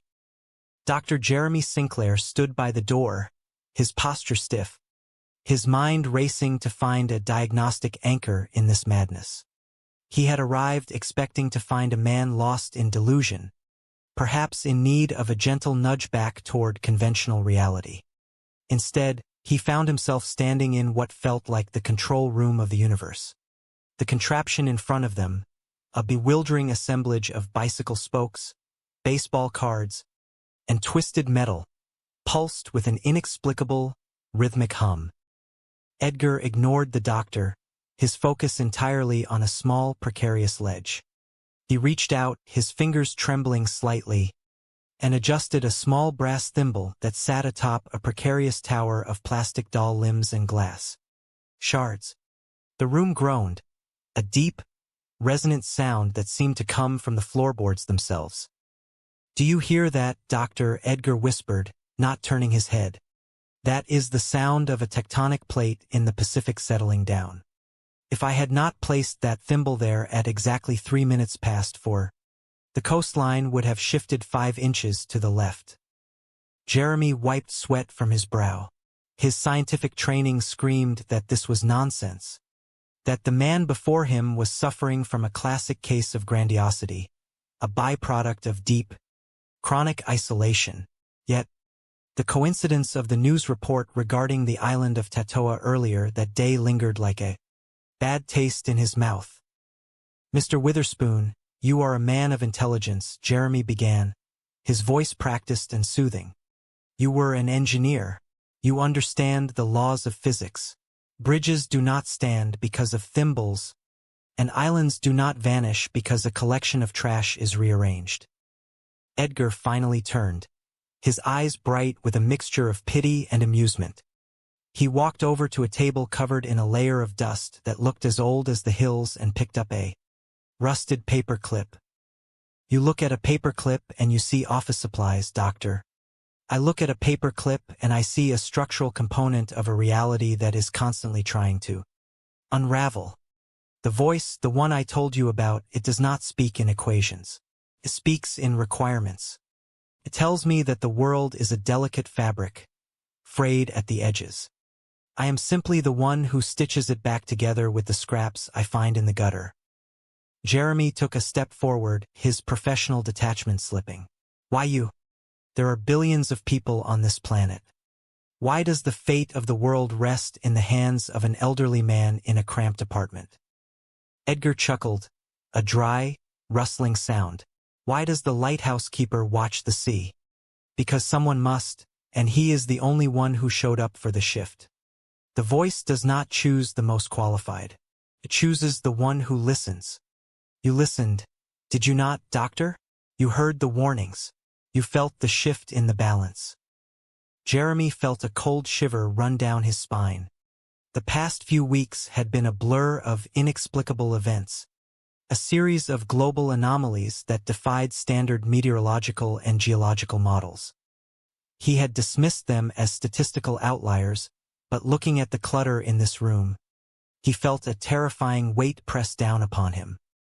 "But I am a doctor," Jeremy protested, though his voice lacked conviction. "My duty is to heal the mind, to restore order, to help people live within the confines of society. Edgar stepped closer, and for a moment, the room seemed to tilt on its axis. The constraints of society are but a thin veil, doctor. When the veil tears, there is no doctor who can suture the hole.